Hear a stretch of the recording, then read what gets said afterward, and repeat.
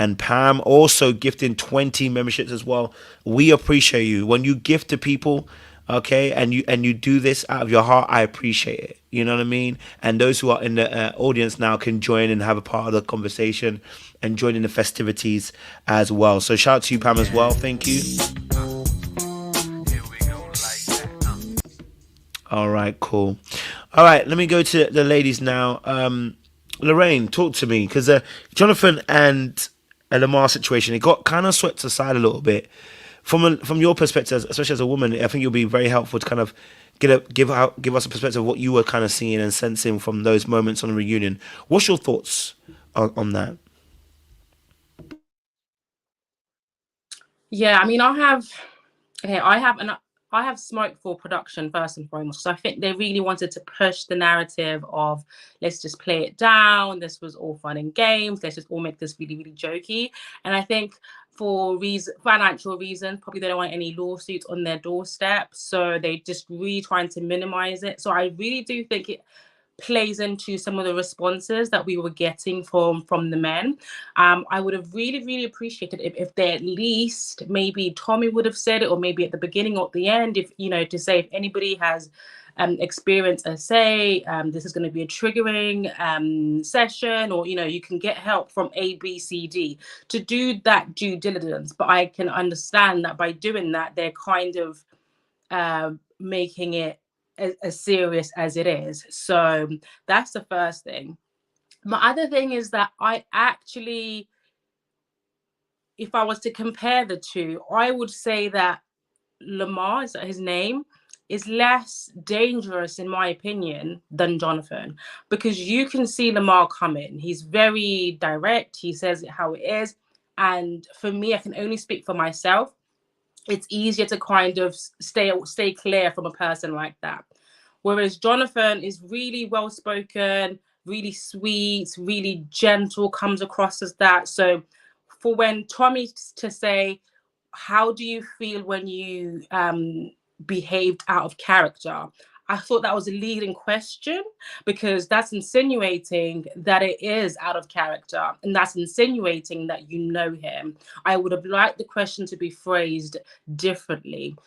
I was also waiting for his response, for him to kind of go the whole, I was drunk, heat of the moment. The fact that he decided to be honest and actually say, I wanted to spice things up, I thought, okay, so this is a problem, right? So your version of spicing things up is pushing somebody's boundaries, and you not understanding that doing something that is not only going to make somebody feel uncomfortable, but is very inappropriate.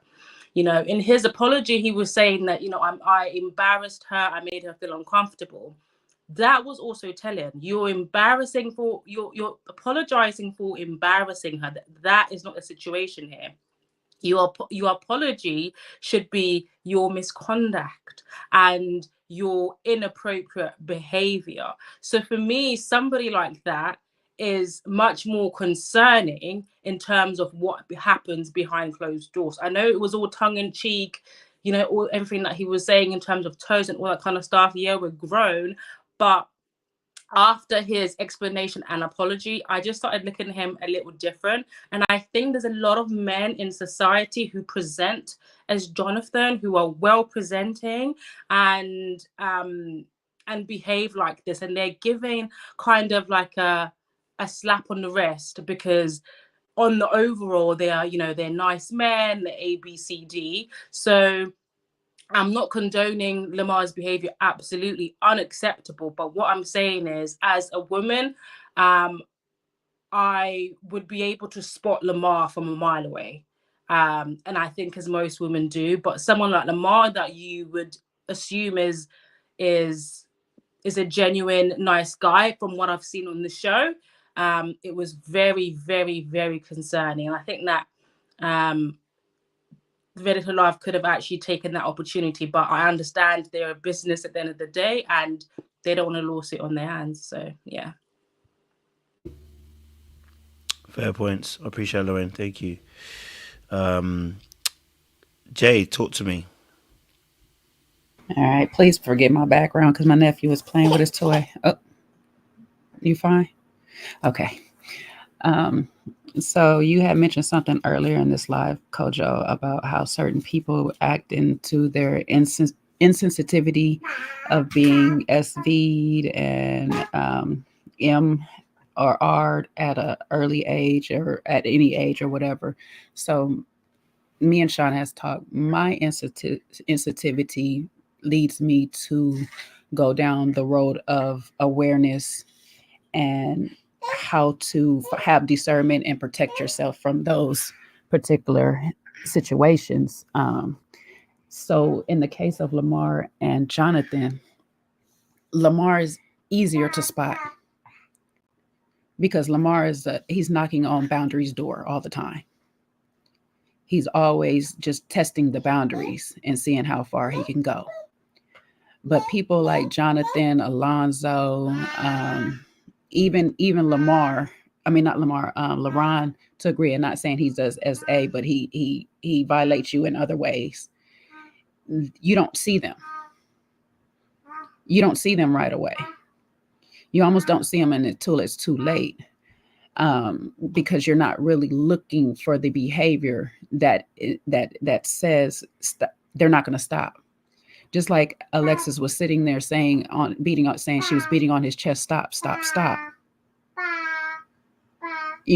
And a lot of times I tell people, they like to say I'm victim shaming or whatever and stuff, but it's not. I'm victim shaming. I'm trying to teach you how to be aware. Sometimes you cannot play with people a certain way, and it was okay for Koshia to have her boundaries set in place to say you're not going to play with me like this.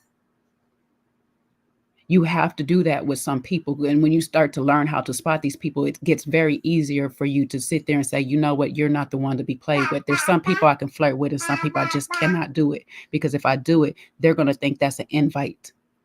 They're gonna be like Lamar knocking on that door, and as soon as I give them that yes, it's okay. Now you can test me. Now you can do whatever. Now you can cross my boundaries no matter what I say, because I gave you the one yes. So sometimes when I do talk, it is from that angle of, hey, let's be aware of the surroundings that we put ourselves in. I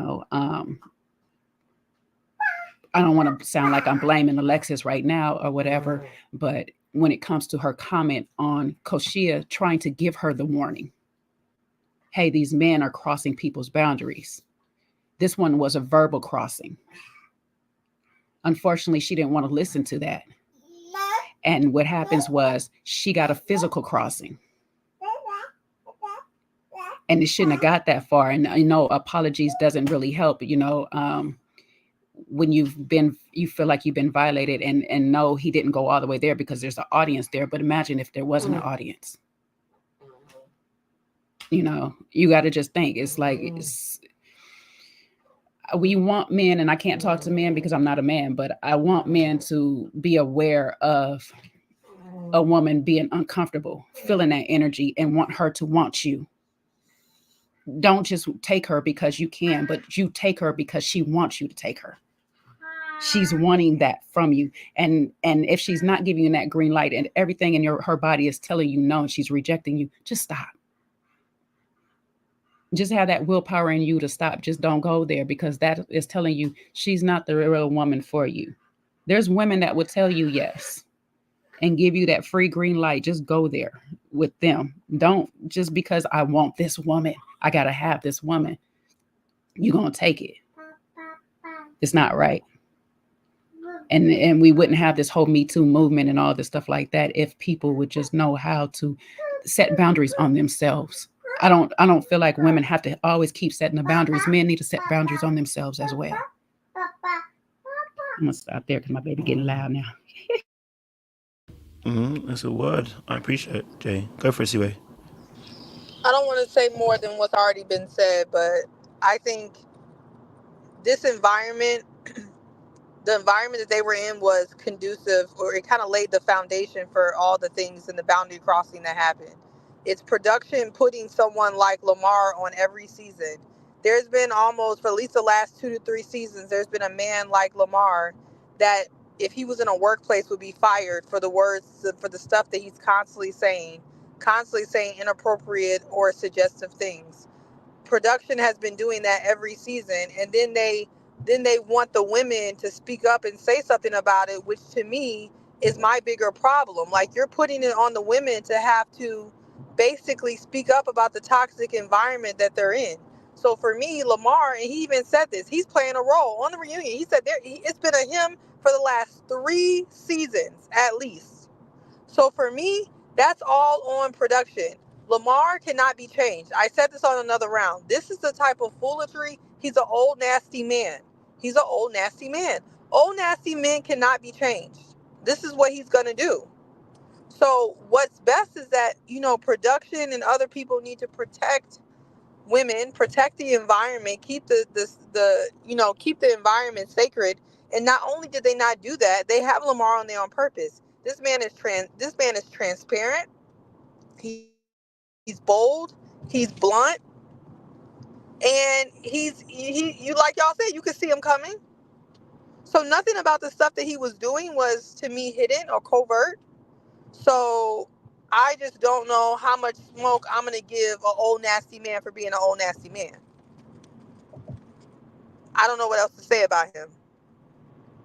Yeah, thank you. Yeah, old nasty man with a hairpiece.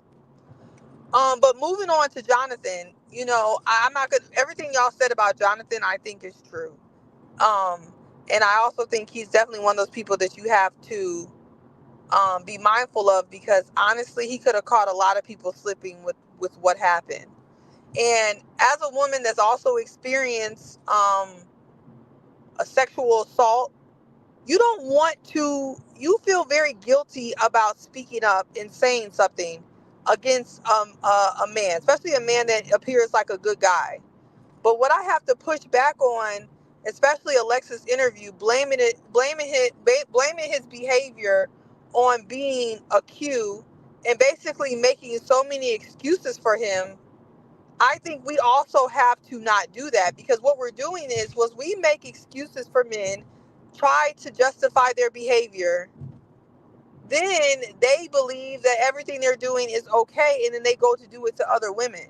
And I know that's our default. Like that, we try to make excuses for them, because in our head we're making excuses for us. Like, that's kind of the cyclical thing. Like, that's what we're really doing. But it has to be stopped. It has to be stopped. Not only does what he actually did need to be said and not minimized, you can't make excuses. Oh, he's a good guy. Oh, he has a family. Oh, he has kids. We got to stop doing that. And this is coming from a person that's brain actually thought to do the same thing. You cannot do that. And I understand why she's doing it. But also, again, I think Jay said this.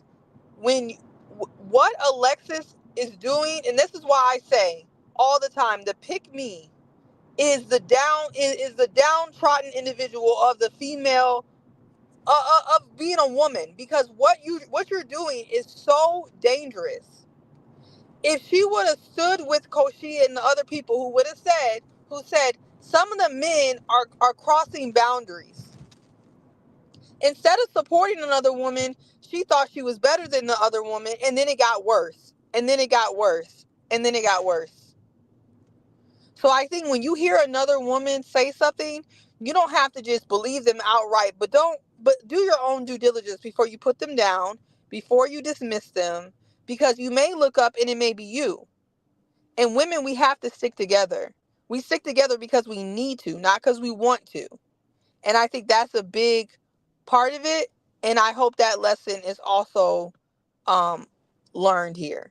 So I don't know, Jonathan. I don't know if this was a one-off or not. I don't know. And I hope that he's learned and he, never does something like that again. I can't speak to what he does and what he's done before. But I do know that particular situation, especially his honesty, I do appreciate his honesty about how he was trying to turn the club up instead of putting it on being drunk. I'll give him 2 points for that. But I really hope that he learned, because that's a mess. And in production, my last thing, if production puts another Lamar, Habibi, Febreze on this show, I'm going to assume that they are encouraging this type of vulgar, inappropriate behavior. Because Lamar is not doing anything for the show. Nobody wants to see it. It's actually triggering and it's annoying. So I really hope they don't put another Lamar character on the show. So yeah.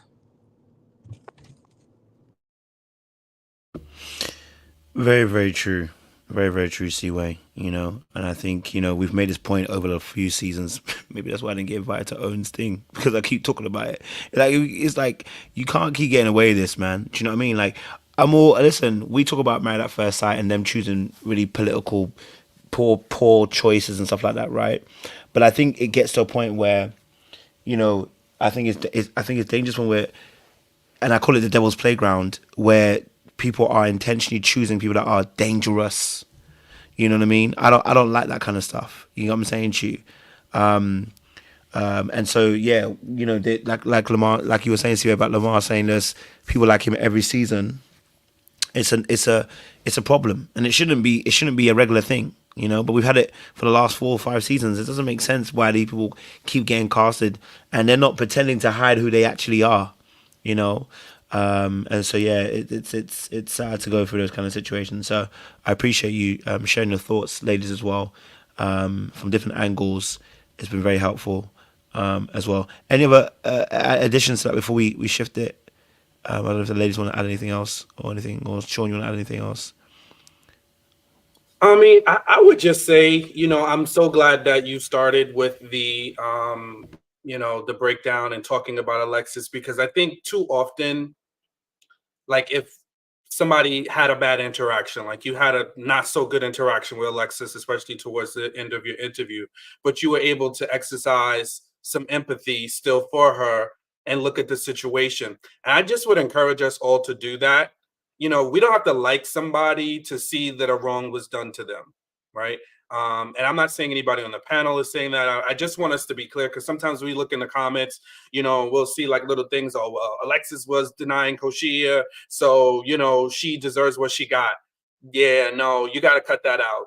That's the wrong way to think. Nobody deserves to be harmed. Nobody deserves to be hurt. Nobody deserves to be treated in a harmful way. Life does have a way of, kind of making us look at ourselves, but it's not always. And that's not up for us to say, oh, well, they got what they deserve. I just don't like that. I push back on that mentality, because I think it's harmful, because people get hurt, people get harmed. I think this topic that we're talking about is very layered. I just want us to not, sometimes we get information, especially if it challenges our worldview, we want to deny. So I just encourage people to just listen with an open ear, when you hear something that's new to you, versus deny. Because when you go from the deny place, you're never really going to get to a place of enlightenment and then to be able to hear so that you can learn. And that's really my main issue with somebody like a Lamar, because instead of saying, hey, I've got several people calling me to task on my behavior, but I'm denying versus trying to listen and hear what I could learn and grow from. Yeah, it's a problematic way of doing things, because that means you're going to keep doing it. You're never going to change. You're not going to be receptive. And then you're going to turn around and expect people to still love you and accept you for who you are. Well, you also need to be open to hear other people's views and to be able to change. You know what I mean? Like, there's nothing wrong with changing. We don't have to dig our heels. Oh, I said this yesterday, so it means I have to stick to it today. No, you don't. You can actually change your mind. You can actually hear some new information and have a different perspective. There's nothing wrong with that. So I think people just need to stop being so locked in, stop being so, I'm going to pick this side and I'm going to stand on this side, because it doesn't get you anywhere, but sometimes stuck in mud. So that's my little 2 cents. Definitely great points as well there. Appreciate that. Let's shift the conversation as well. And if you're in the audience, well, thank you very much for joining the show today. We're 900 strong at the moment. Let's get to 1,000. I think we can do it. So share this with somebody else who loves Ready to Love, who loves talking about relationships, who love having good conversations as well. All right. So we're going have a good show and a good show tonight. All right, cool. Let's shift the conversation then. Because the next thing that I say shift it, it's not going to be much of a shift. Chaz and Vanessa, a situation, because he called her a narcissist and then explained the petrified rose situation. You know, he was trying to be poetic to let him know that the love had died. And so I want to know your particular perspective. I want to know your thoughts. I want to know what you guys thought about this situation between the two of them, because, baby, it was interesting to me. Okay, all right. Let me let the ladies go first. Lorraine, talk to me. Chaz, Vanessa situation. What's your thoughts on this? I'm going to try and be as politically correct as I can be. Chaz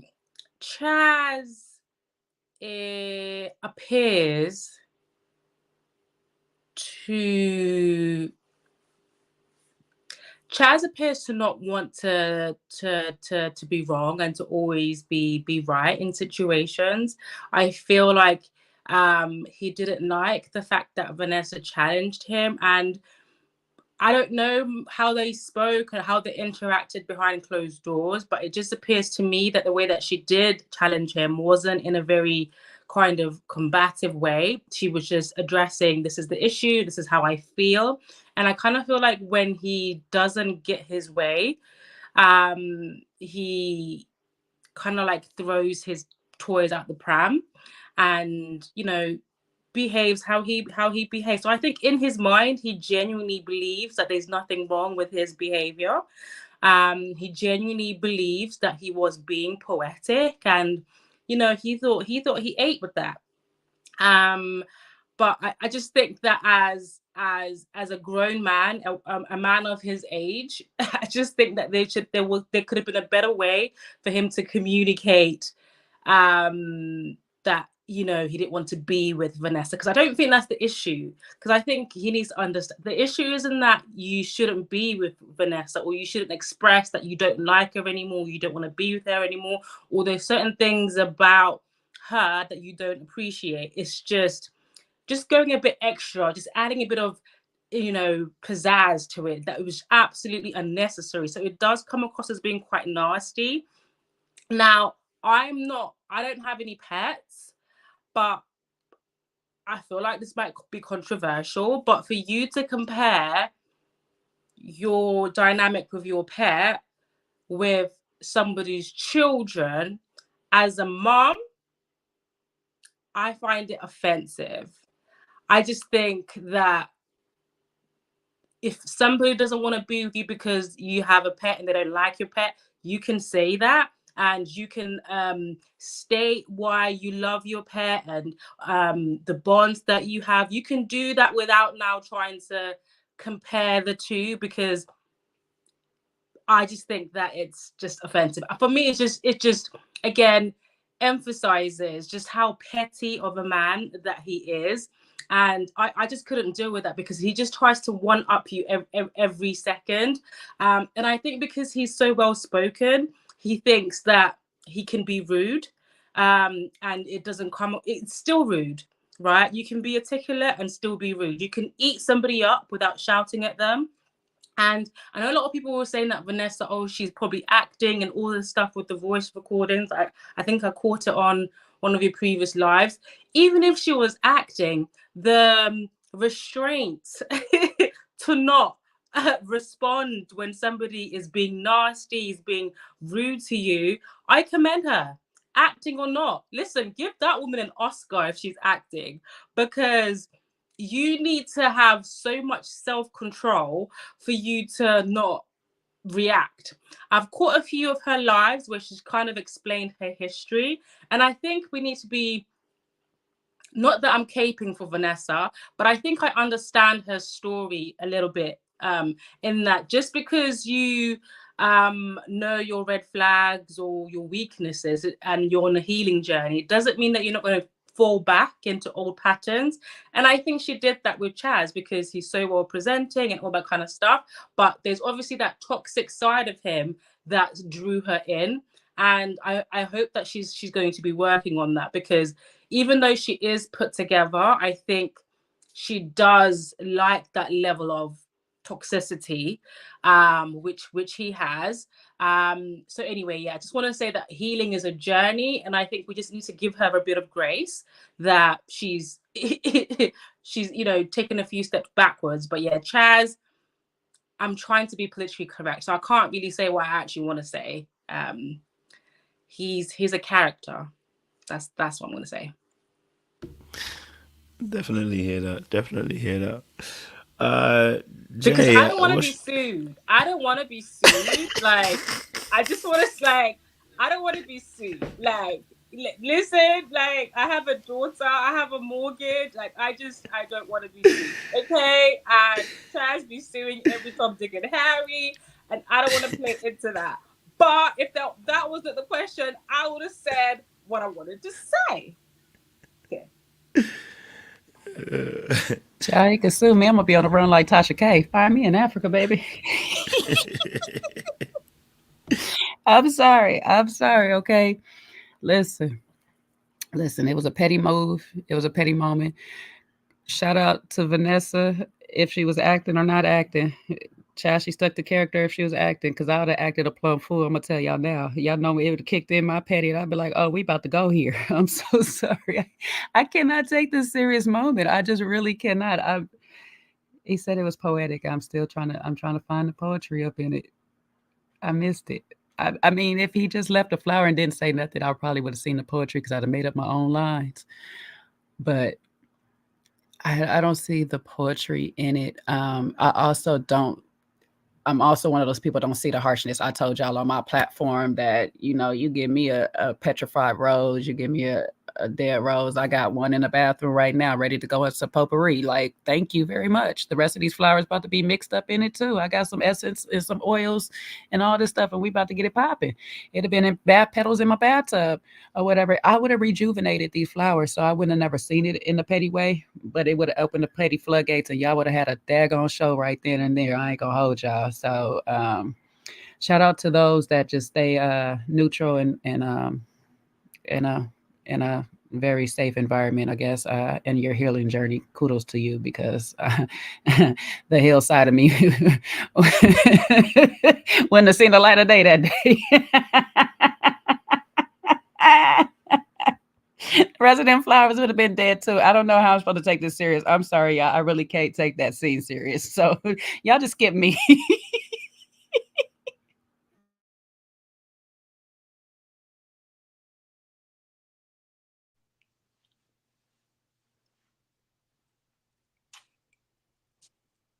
Am I next? Can y'all hear me? Yes, we can hear you. Okay. I feel like we covered this topic ad nauseum on another round. But the Rose situation, I said then, I'm saying now, I think that was petty. I think it was meant to be petty. I think something about Vanessa, I don't know. Maybe Vanessa is a mirror of Chaz, and Chaz sees some things he doesn't like when he looks at Vanessa. But Vanessa really, for all the reasons that we were told we will find out later, had got under Chaz's skin to the point where I felt like he went out of his way to be petty and try to embarrass her. He said it was art.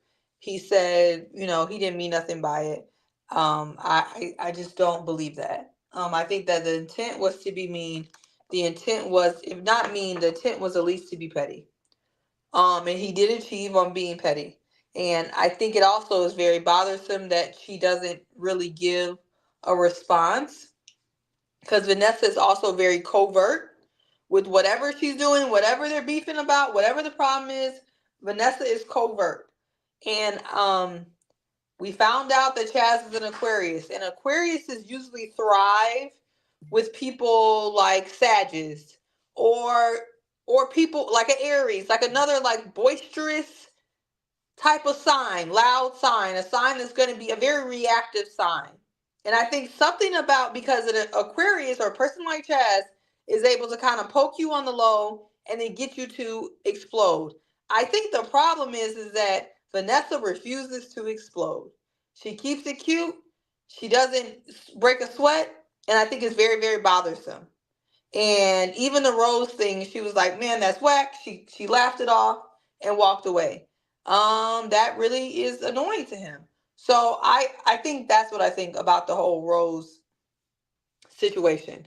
But what I do know is that I don't know what the hell went down between Chaz and Vanessa.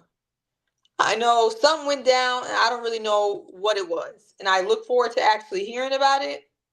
But I think the way Chaz has carried himself on the show has come off to be very petty, very immature, and very unserious. So, y'all, I'm a sad, so I'm talking about myself too. So that's all I can really say. I don't know what Vanessa did to trigger or deserve this behavior. All I know is that production did not show it. So until I see something that deserved that type of display of pettiness, then I have no choice, again, but to believe that that was dead wrong. That's all I can really say. So, I mean, if there's receipts or there's things that's going to come out, then they need to come out. But until then, I think even if you don't like someone, or, if you don't like someone, or, you don't care for someone, there's better ways to go about things. And I just don't think he went about it the right way. Definitely hear that. Definitely. JR. Oh, JR's Ryan. Sean, talk to me. What's your thoughts about this? Yeah, no, I'm in consensus with Chaz's behavior. I think he has to learn better ways to handle conflict. And I think this is something, like when I look at how people, carry on in these shows, to me it's all, you just tie it back to, relationships. And like if somebody does something to you in your relationship, which inevitably is going to happen, how do you deal with that? Does the inner petty kick in and you look for get back? Or do you express yourself? Do you set boundaries? Do you say what you don't like? If you've uncovered the person has lied to you or something happened where they misrepresented something, like how do you handle that? And I think, unfortunately, sometimes we invest more energy in proving a point. And that's something that I've gotten from Chaz and just watching him and, the conversation we had on Jay's channel yesterday as well. I think he wants to prove a point. He wants to be right. He wants to teach you a lesson. And I think, unfortunately, when you do something that is annoying, hurtful, harmful, however we want to use, whatever word we want to describe to it, if it's not nice, because that's something else that we kind of went back and forth with him with that whole rose thing.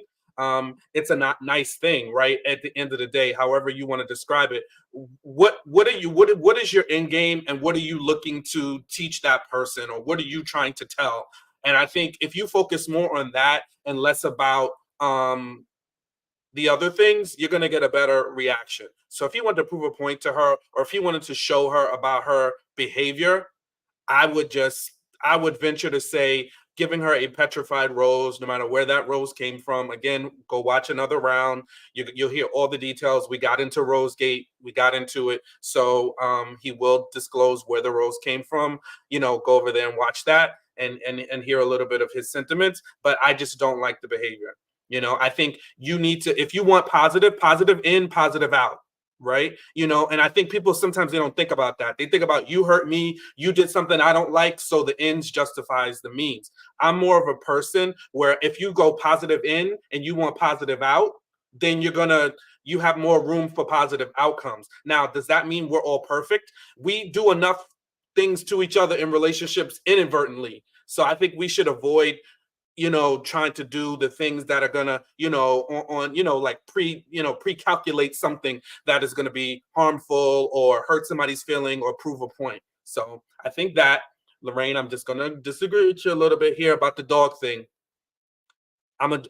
My dog, it would be a relationship deal breaker if a woman told me she has no tolerance for my dog. Now, if you know anything about dog lovers, we don't expect you to do anything. The most dog lovers, if you encounter us with a dog, we don't need you to do anything for our dogs. So for people to think like, oh, you come into my life and I have a dog, I'm expecting you to walk the dog. No, I don't need you to do any of that. Trust me, I got it.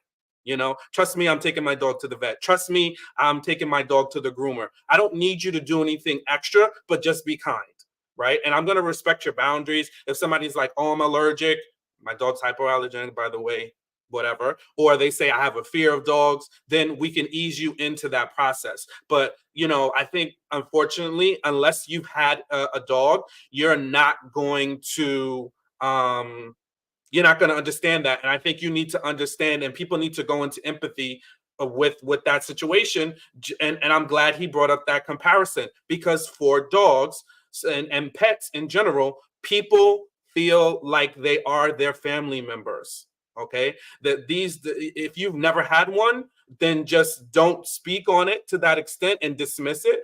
And I'm not saying you did, Lorraine. I'm just saying in general, because some people are so quick. Listen, I don't care about a dog. A dog's going to bark, blah, blah, blah. Unless you've had a dog, I just need you to kind of just sit it out, maybe listen a little bit more, find out about somebody's attachment to their animals, why they have it. Some dogs are people's emotional support animals. So I just think we need to have a little bit more room and a little bit more grace for people's different dynamics. Now, if there is an issue that you have with a dog, let's talk about it. But don't dismiss the dog, and it's something personal to me because I have one, So I think just like we need to lean in and be empathetic, don't just say, oh, I don't have it, I don't care about it, it's not my thing, forget you.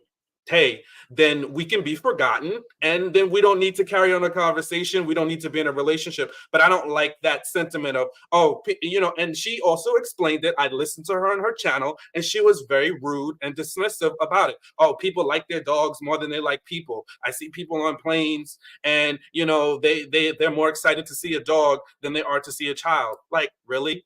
Like, I just don't like that mentality. So it did bother me a bit. I'm not saying she deserved any vim she got from Chaz. No, I'm not saying that. I'm saying that's something we need to examine, because if you can be just that dismissive of something that's important to someone, hey, you probably have to take a second look at how you examine relationships and how you exercise empathy with your spouse and your partners.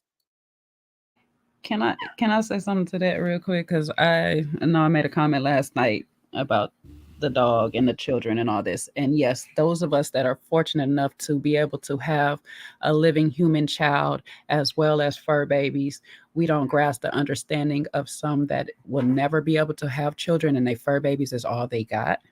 I had a godmother who unfortunately could not have children. Her fur babies was all she had. Those were her babies. Okay, she treated them just like, as much as she could, like she would have birthed them herself. That is something that is serious to some people. And, some people might not get it because you just, you don't tolerate animals. I got aunts that don't tolerate them because they didn't like people having them all in the kitchen and all that. I get that. Some people have allergies. I get that. But when you kind of get to a space that you despise one of God's creatures that much, but you want to compare it to a human who has the trait and the personality to even become like you in the first place, that's where I draw the line. And I'm not comparing an animal to a child or anything like that, because there's really no comparison. However, to the people that really have nothing else, or in my case, I can't have anymore, that's my baby. You know what I'm saying? And I feel the same way if I was to lose my daughter. It hurts a little bit more, because I was thinking about this and I was sitting on this. Condolences to the people who lost their children before they pass. Condolences to those people, and prayers go out to those people. But I pray that you never feel that experience, and you have to go through that when you have a fur baby. I'm just so sorry. They don't get the lifespan we get. You know what I'm saying? And the sad part is, they don't get to talk to us and tell us about anything that's going on in their life the way that humans get to do it with each other. They can't tell us when they're hurt and they're in pain. There's a lot of things that go into that blessing that God gave us to be dominions and overseers of animals that I don't know, people just overlook. But that was the gift that God originally gave man. You know what I'm saying? That was our gift, to be able to watch over the other living beings in this earth. So for us to just throw away that gift, that's kind of a slap in God's face in a way too. And that's just how I believe. You don't have to agree with me. You know what I'm saying? You can believe how you want. But to me, I just frown my face on people that just do unthinkable things to animals for no reason out here. You know, you go hunting lions in the daytime, or, you know, you just tie up a dog and just drag them along because you can. That's just so mean or whatever. So just to have that much venom that she kind of did for the dog, I would like to really know why. Like, or you do have a actual beef with it, like you was bit as a young age. I can get that. I can respect that. I can stand by that. There's some people that just have fear from young age. You know what I'm saying? But I'm not saying you have to love a dog, but just any animal. I know, baby. Just any animal. Tell them. You know, it's crazy. So maybe there's an animal out there that Vanessa likes. Maybe a fish or something I could rock with her. If she likes fish, we can do it. I don't know, you know. But if it's just all animals, I'm gonna look at you sideways like putting the sugar on the grits. I'm sorry. We're gonna have to go back to that. I just want to add something really quickly. Sorry. I personally am terrified of dogs. I am terrified of any animal, cats, fish, anything. I'm terrified. But I have been with somebody who had a cat as a pet, even though I was terrified, right? And I tried the whole gridded exposure, and he absolutely loves his pet. When I say somebody, I mean the father of my child, and he absolutely loves his pet. Do you know what I mean? And so it's not that I don't like animals or anything like that. For me, it is a fear. But aside from that, I would never disrespect anyone's pet, or even if I am afraid, I would just highlight, oh my God, I'm scared of pets, I'm scared of dogs, I'm scared of cats, just so they're aware, because my reaction can be very dramatic because of my irrational fear. I do, however, feel like for me, like the comparison, I don't get it. And maybe that's coming from a place of ignorance and somebody who not only doesn't have a pet, but who's also scared of all animals. So you might be coming from a place of ignorance. But I do feel like for me that there is no comparison between a human and an animal. And that's not saying that animals aren't precious and should not be looked after and all that kind of stuff. I'm not saying that. That's just my opinion. Maybe I just need to be a bit more educated on it. But I just wanted to preface the fact that from my point, it's from a place of fear, but I would never disrespect anybody who had a pet. And I have been with somebody who had a pet, even though I'm absolutely terrified. That's just where I think I draw the line, but it might be from ignorance.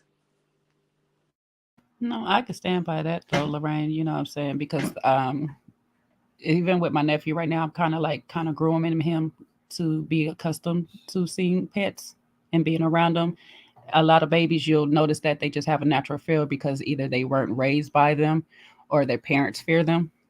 So a lot of that I can respect, but it was just kind of like the way her tone. You know, when we get to talking about tone and intentions, that and all that, it was the tone behind the way she was saying a lot of stuff on her live. Yeah, and I mean, I spent a lot of time talking about this, but I just want to, just like we had an expansive conversation, and I know essay is not the same as being a pet owner, but I'm asking us to lean into empathy, right? And just forget about that Chaz has done things you don't like, but the topic, right? Oh, Chaz should have left her if he found out.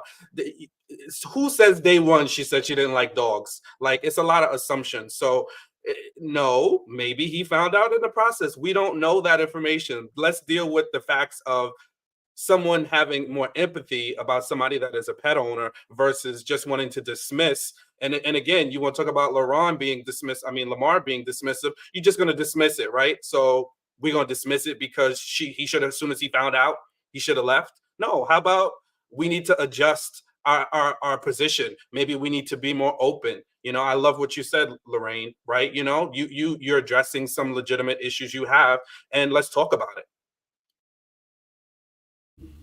Go for it, JR. Yeah, like I think both things can be true at the same time. I think with regards to Chaz and his pet, we don't know the affinity that he has for the pet. But I know people personally that, like Jay said, they don't necessarily have children of their own. So the pet now becomes part of the family, or there's a closer affinity there. And the pet can't talk back. So it's about learning the pet and, kind of building a relationship with the pet that's kind of symbiotic, if that makes sense. So when somebody expresses a dislike, there may be that fear that the pet may be mistreated in their in their company, in their presence while you're not there, right? So there may be a protective element to it. But I can also see Vanessa's point as well, where, like if she doesn't like pets, then that's something that may not change overnight. But that leads me to, well, listen, if you know that you don't like pets and Chaz has a strong affinity with his pet, as soon as that disconnect was established, then that was time to part ways. Like, there's no need to go to the end. We would have avoided seeing the petrified rose, would have avoided seeing all of that, because he obviously feels for his pet like, someone close to him, like a family member type thing. So that should have been it. Like, he should have just said, you know what, okay, I understand we have this connection, whatever, but you know what? My pet means, we've had years together. I'm not going to get rid of my pet. So you need to go and date the other guys. I'm going to go move my way and mess around with the other connections I've got. Would have avoided a whole load of drama, a whole load of libel, a whole load of everything, a whole load of shenanigans. So, I'm not sure why they stuck it out, especially like Vanessa had connections that we didn't even know about, like one in particular from the brunch, apparently. So that would have been time to investigate that. And you didn't have to go to the whole bridge. I think JR's point's the best. Oh, I was going to say, I think JR's point's the best point, right? It's very simple. If you encounter someone that doesn't want pets, I think it's probably the arrogance or the dismissiveness about knowing that you care about your pet and you just being like, yeah, whatever. I think that sounds like that's the problem more than anything. Like, can we make there's no way to debate how Jay, Sean, I feel about our dogs, right? But I also can't make, I don't know if you have a dog, JR, or a cat, but you also can't make anybody share that feeling, right? But I think I would be very taken aback if someone met me and knew I had a dog and how much I care about my dog, and they'd be dismissive towards my dog. Because now I'm taking it as you're being dismissive towards me because you know how I feel about my dog. Whether you like dogs or not, it's about how I feel, right? And so that definitely should have been like, we should have cut ties early if you guys are not already meeting over something very simple. So I just want to say, okay, here. Okay. I was gonna say that too. I was just about to say the same thing. Thank you. Seaway. Thank you, guys. I was a little bit chilly, but now you warming me up. You Seaway on fire. I was told, look, Chaz told me I was so nasty and so rude. So taking feedback. So nasty and so rude. So nasty and so rude. No, I love the look, Seaway. Thank you. Yeah, no, listen, it's all right. No worries, babe. Truth is free. But I think this is such an interesting topic because I think I actually got what he meant. Like I understood what he meant when he was saying about it's like not wanting someone's kids. And at first I didn't understand dogs. You all know we had this conversation a couple of months back, last year when we were talking about how people feel about their dogs, right? I got to understand that, dogs for people is like their kids. You know what I'm saying to you, okay? And when you look at it that way and you understand that people's pets are like their kids, it's not to say that a pet is equal to a kid, but it's like a kid because of the way they have to treat that pet that becomes part of the family, the amount of energy, the time, the effort, and listen, these pets ain't cheap, You see some of the bills that these people going through. That like you are investing financially, mentally, spiritually, emotionally, as well, right? And so yeah, I can understand why what he meant. And my thing is, listen, if you don't like their dog, you don't, then this relationship probably is going to look some type of way. So I don't want him to think. I mean, listen, Chaz gets all the smoke all the time, and he will continue to. But the reality of the situation is, I don't think he was making any bad comments about him. When he compared the kid to the children to Vanessa, right? It was him just trying to give her an idea of what it's like. You have children, and how would you feel if I dismissed your children? Right? We'd all agree that if that person dismissed their children, they shouldn't even be involved with that person, right? We might even go as far as say that person's rude. How are they going to dismiss your kids? How are you going to dismiss someone's dog? I know. I come from my perspective. This is new to me, but I've begun to understand it a bit more. You can't dismiss someone's dog. You know what I'm saying to you? They live with that dog 24/7, and that dog was there before you. He gonna be there when you ain't there. So if I was you, I'll start fighting the dog. I'll start loving it. Okay, all right, okay, and start getting on board because that dog ain't going nowhere. Nobody's sending that dog anywhere. And we've seen this before, Married at First Sight, with old boy and old girl. What's her name? And it didn't work out. Alexis and Justin.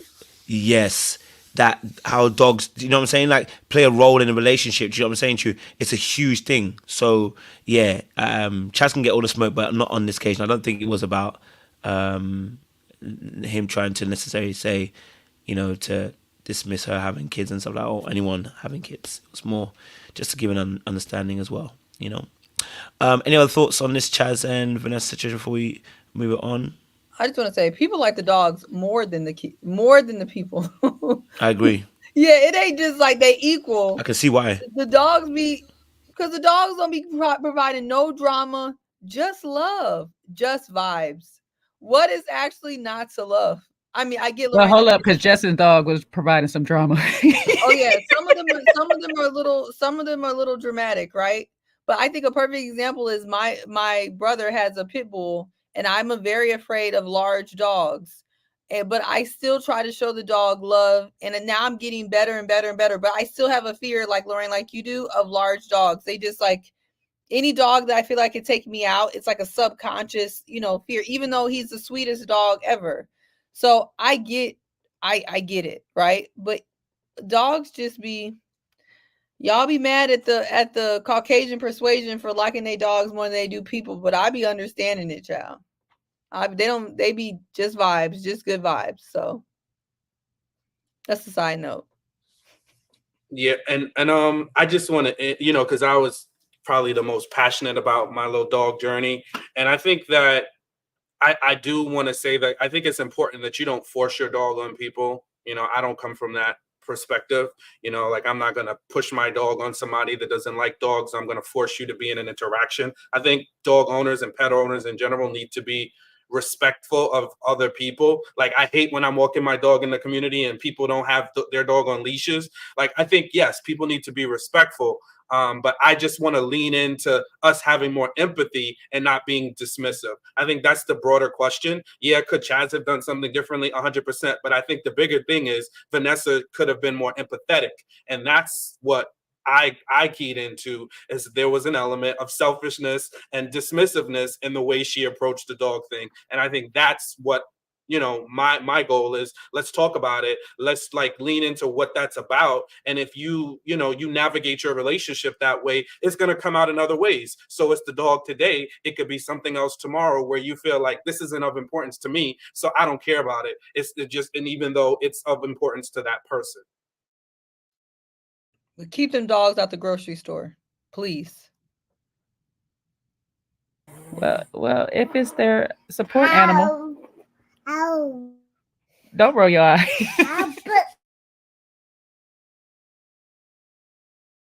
You're good, Jay. Your family, it's not a big deal.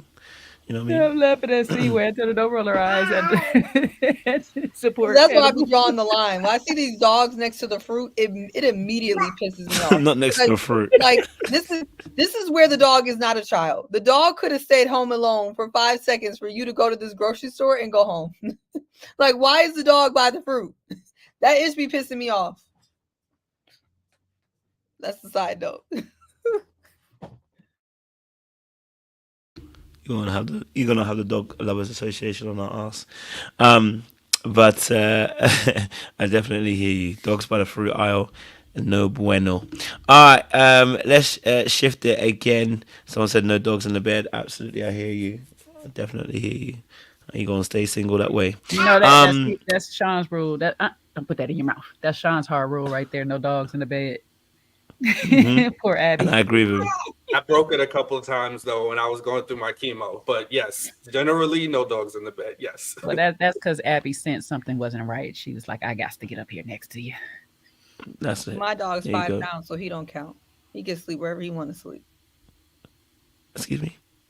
He's 5 pounds. See, we're gonna make up a reason for stuff. Oh my God, see way. On her bed anyway. He could fall out for any Poor moment. baby. He's 5 pounds. Life is already hard enough being 5 pounds. Sleep wherever you want to sleep. Seems like you need to bring him to the grocery store so you can fan him up a bit. Exactly. He eats all my bacon, all my eggs. I don't know. He's just a baby. At this point, yeah, you're right. Bring him to the grocery store because he's only 5 pounds. So bring him to the grocery store. He's Ain't a no 5 pound little way. rat. They thought he was a rat the other day. I felt really bad. Yeah. He Look, wasn't. you took it. Oh, you took a wickedness on your dog. No, they really thought he was a rat. Outside, they Shout out did. to Doug. What is The dog? sad Wait, part what's is- your dog's the name? sad part is some rats bigger than him. Yeah, they really didn't think he was a rat. How They got small is this scared. dog? What is he? 3 pounds and a few ounces? He's 5. He's 5 Oh, pounds. he's 5. Oh, he But gained he's some black, weight. and they thought he was a rat because it was dark outside. So they thought the rat was following my husband. They screamed, but it was Rainbow. And I called him a rat too, but now they actually thought he was a rat. Poor baby. It's okay. No worries at all. All right. So moving on to the next part of the show. I don't even know what the next part is at this point. Oh, okay. Well, we actually didn't talk about his leaving, but anyway, we'll move on. Next part, we're going to talk about obviously Maya and LaRon. She's giving him another chance. You know, or it seemed like, I can't lie to you, the body language was telling me that she didn't want to give him another chance. In fact, body language is telling me I don't know why I gave him a chance in the first place. Body language is telling me, listen, you know, I'm embarrassed to say I'm giving her a chance. I don't, LaRon, I appreciate LaRon, but I've been saying this from the very beginning of the season. The body language, if I'm watching that back, I'm not calling her again. I promise you I'm not calling her again. This itch that you do when you're like this and your face looks like you're in pain, listening to the story back about how he likes you, yeah. At that point, I'm saying body language for me was saying, why am I here? You know what I'm saying to you? So, but I don't know, that's my thought process. And I have been wrong, notably. So, you know, hey, maybe I'm reading too deeply into the body language and I got to be okay with that. You know what I'm saying to you? What's your thoughts on the Maya and Lorraine?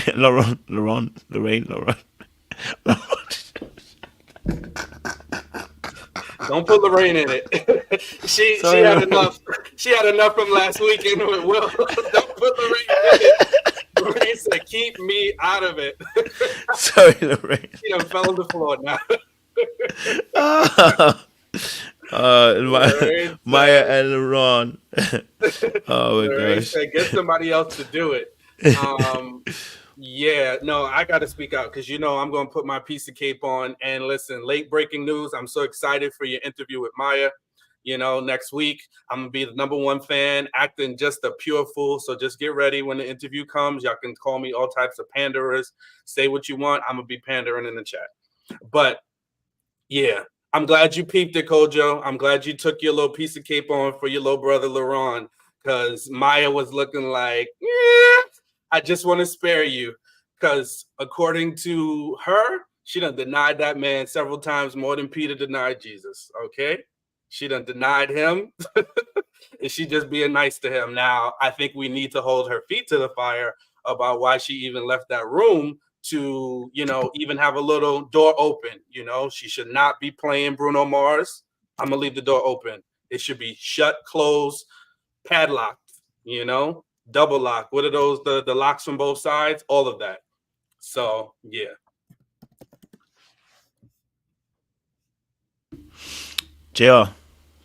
Oh, sweet. Oh no, see you got into it. No, okay. Go for it, JR. Yeah, I gotta say, it looked like she was just there so she don't get fined. I'm also a bit confused. You're not feeling the brother, so I'm not sure why you putting it out there that you're giving him like a window of opportunity. Listen, you're not feeling him. It was over, done with. All right. And again, you could have avoided a lot of shenanigans, not just her, but LaRon as well. You need to understand LaRon, man. Look, the girl that you like doesn't like you in the same way that you like her. So you just have to accept that and, be grown about it and walk away. Stop chasing her. Like, it's okay to pursue, to show your interest, but the moment she has decided repeatedly to not want to pursue something with you in the same way that you want to, your goals don't align in that case. It's like you're trying to force it now. Like, stop trying to put her under duress to the point where she changes her mind. She's not going to change her mind. It doesn't matter about how much drinks you buy her at the club, how much food, restaurants, none of that stuff matters. You're trying to buy her now. All right. She's not interested. So yeah, that's what confused me. She knows she's not feeling the brother, but she's still talking about, yeah, I'll give him a little opportunity. No, listen, it's done. It's done. All right. And I think this is another lesson, like you said, a teachable moment, like we started off with. Guys, it's okay if the lady is not feeling you. There's other fish out there. You're not committed. You haven't had years together or anything like that. It's still early in the process. You move around. You work the room now. All right. But I think LaRon got too invested. He was chasing those waterfalls, and he had to learn the hard way. And now it's gotten messy and petty between them too. So that's sad to see, and it could have been avoided if he had been more receptive to what she was actually trying to say, which is probably that she's there for a good time with him, but not a long time. The guy that she's actually looking for is not LaRon. All right. She shed tears when I think William got eliminated. That's probably where her thoughts were, or her feelings were at that point, but not LaRon.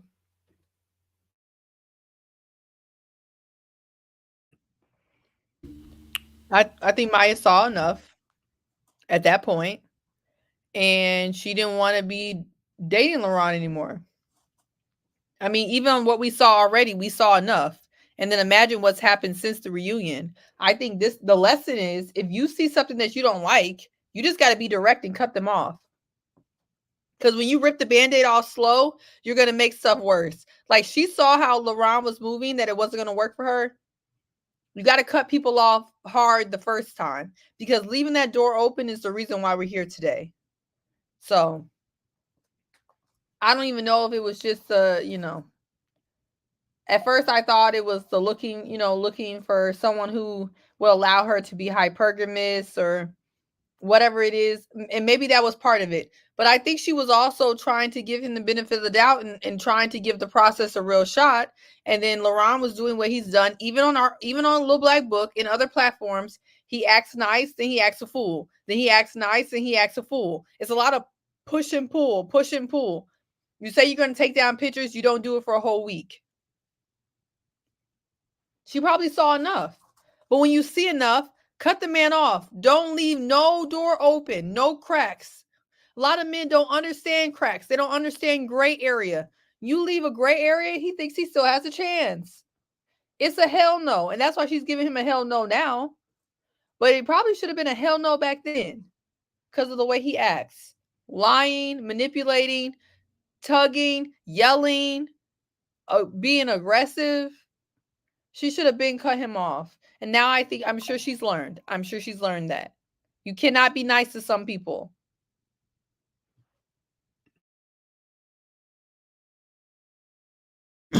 Go for it, Lorraine. Yeah, Maya didn't like William either, JR. She didn't shed a tear at all. She couldn't wait for him to go. She didn't like any of the men there. She didn't. None of them were her type, let's be for real.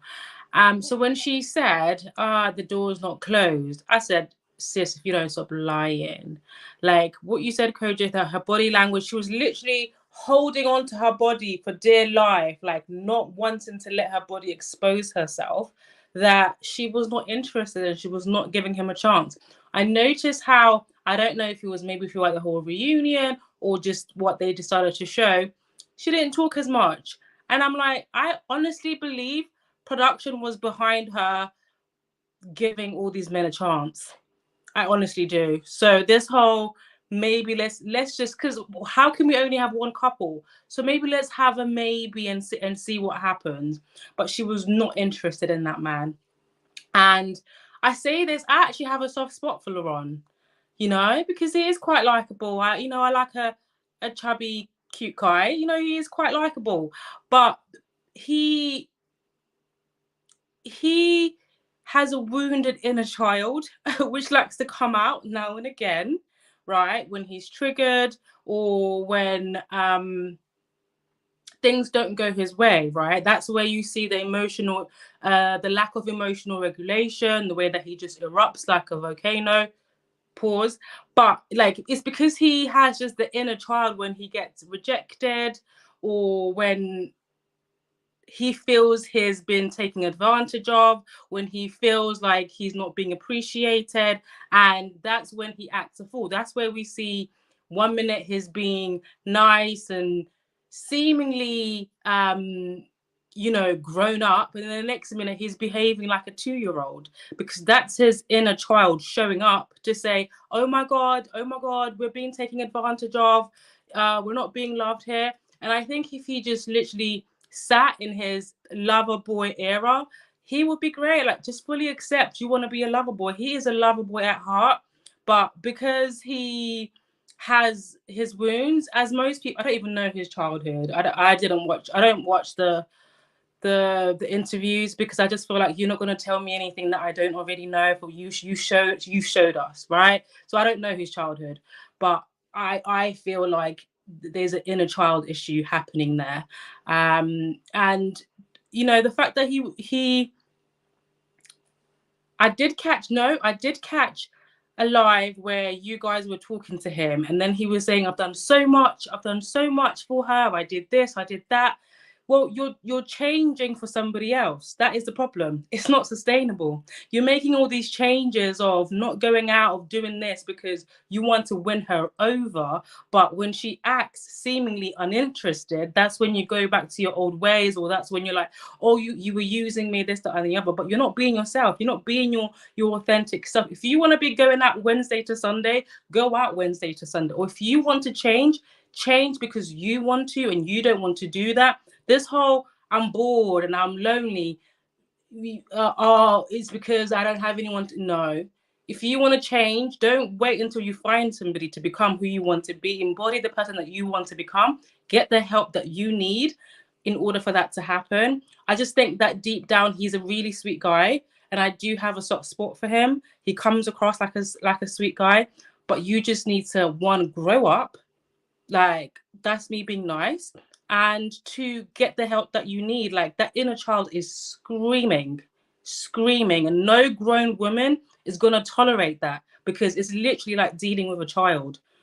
Yeah.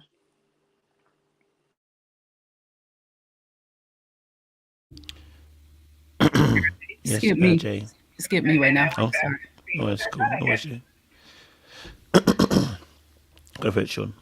Yeah, I just want to add context too. And I mean, I think it'll be good that you can get Maya on to talk to her.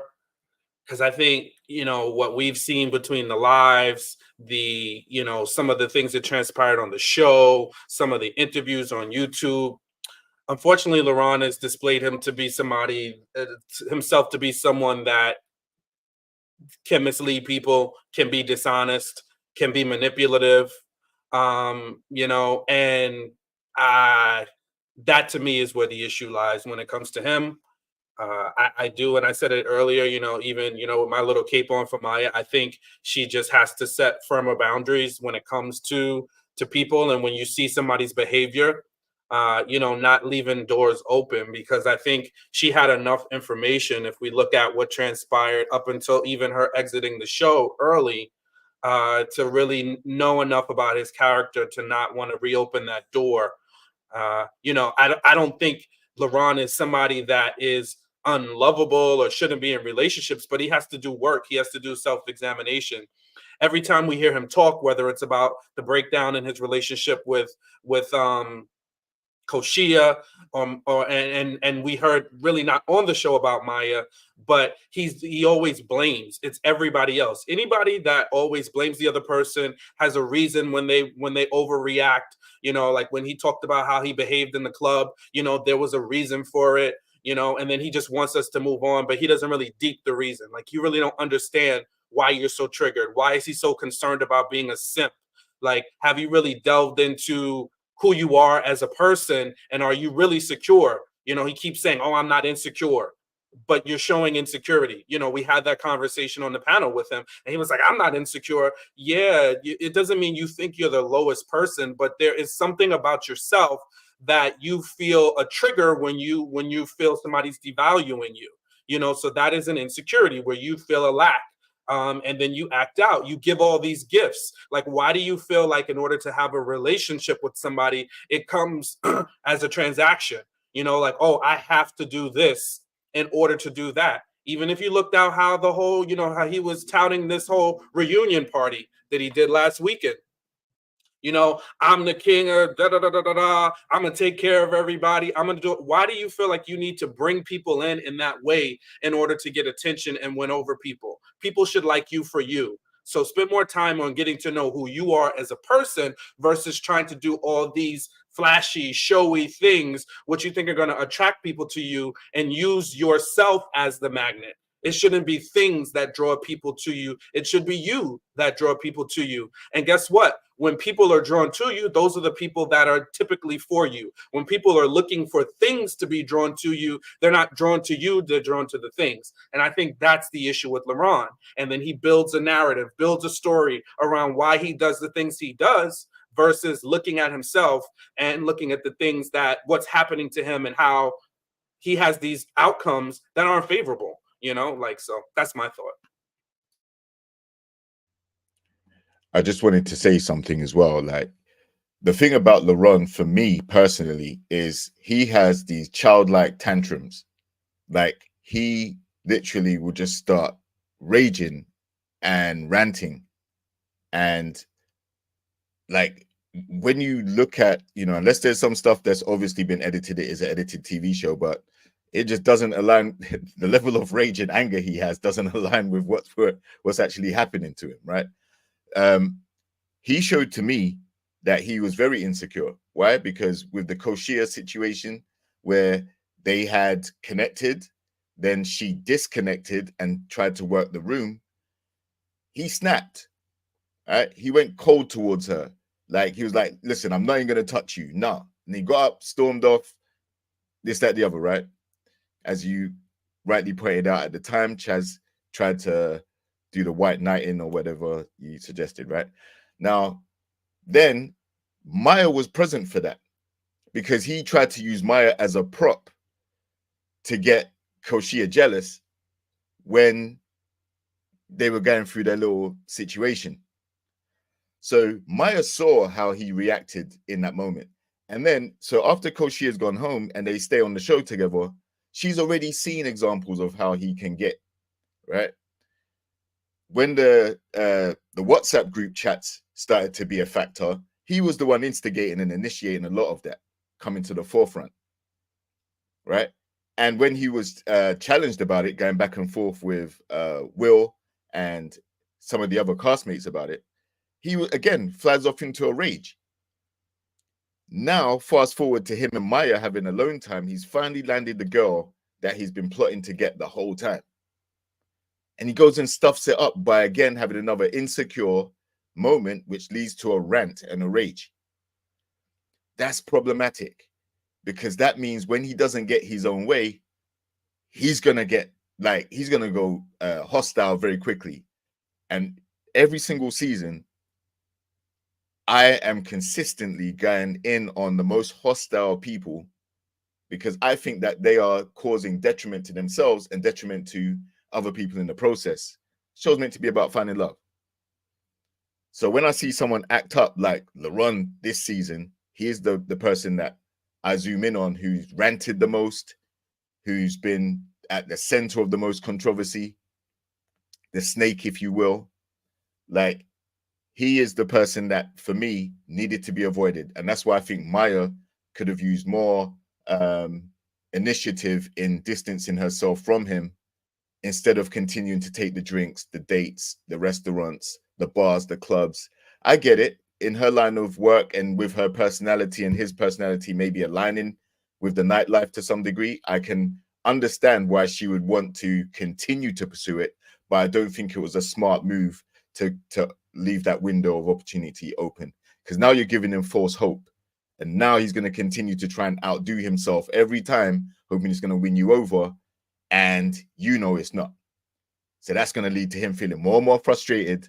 And when you do get into a heated argument now, that's when that rant and that rage is going to keep escalating, because it's going to keep happening to him and he's finding no success. So with that lack of success comes more frustration, equals more tendency to rant about said situation. So that's why I think LaRon's problematic.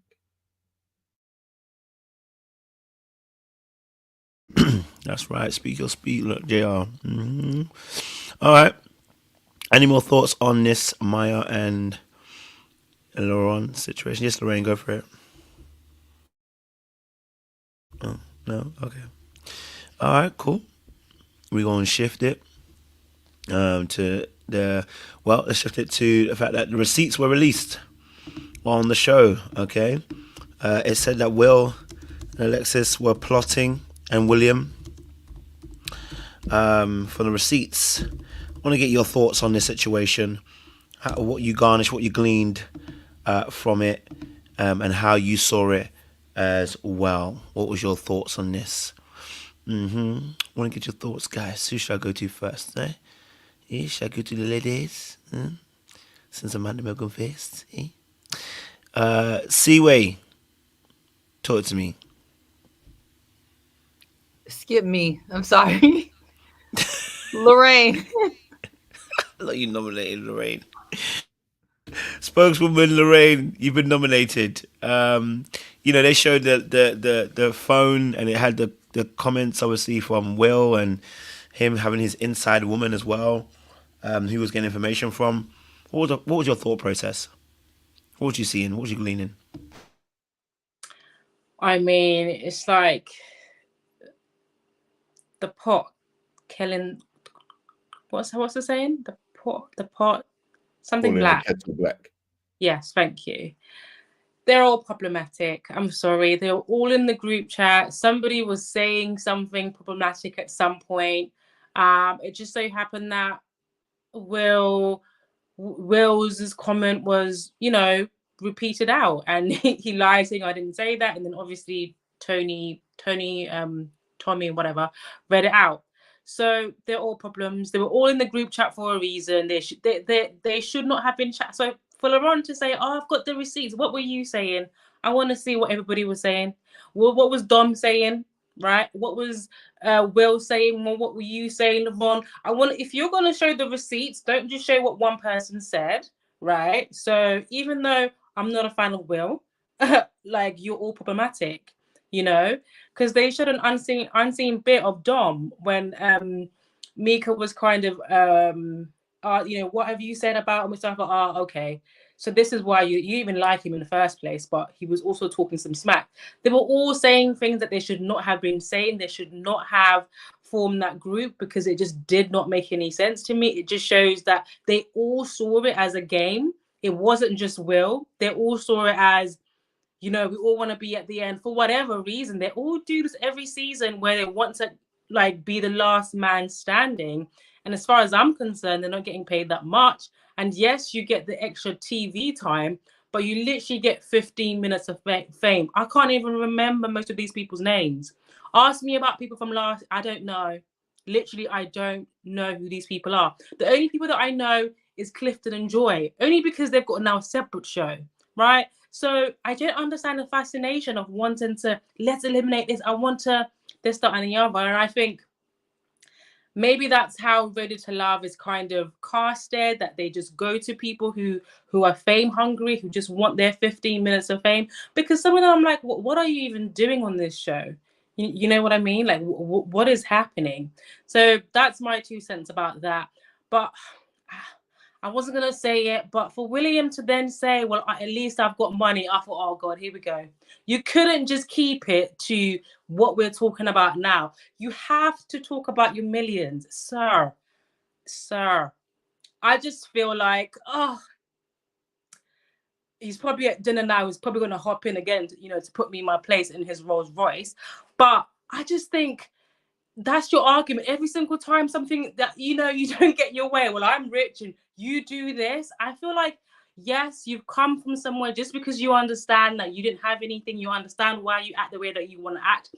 But if you have decided to go into a professional field of property development, right, you have to embody, right, the identity of a property developer. So that means that all this flashy business and all this, I've got money, like I can't relate.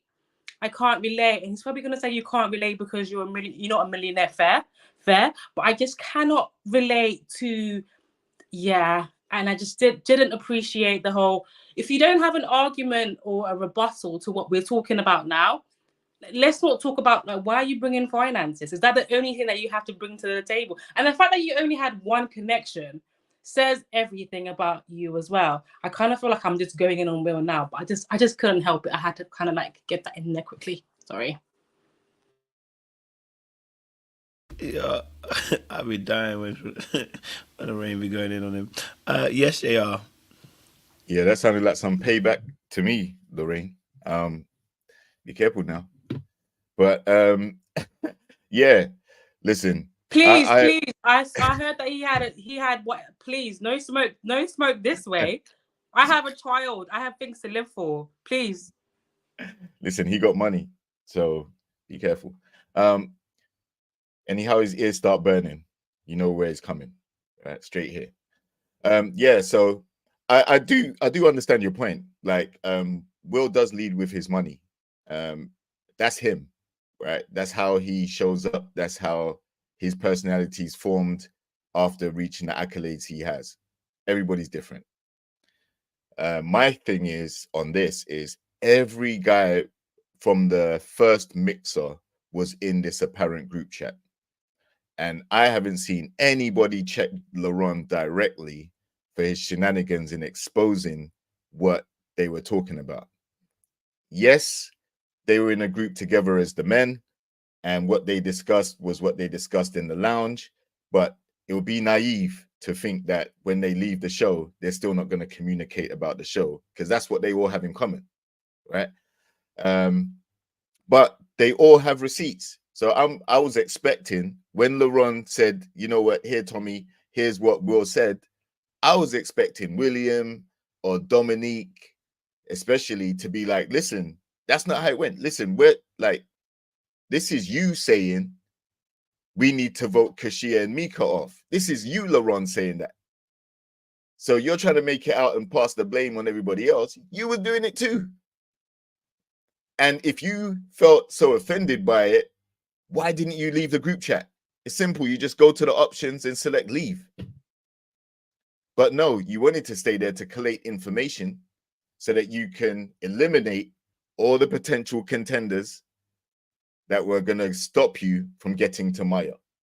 And as far as I know from the guys, they weren't all clambering after Maya like that. So it seems like he just used his personal beefs or personal dislikes for some of the other guys to get them out of here.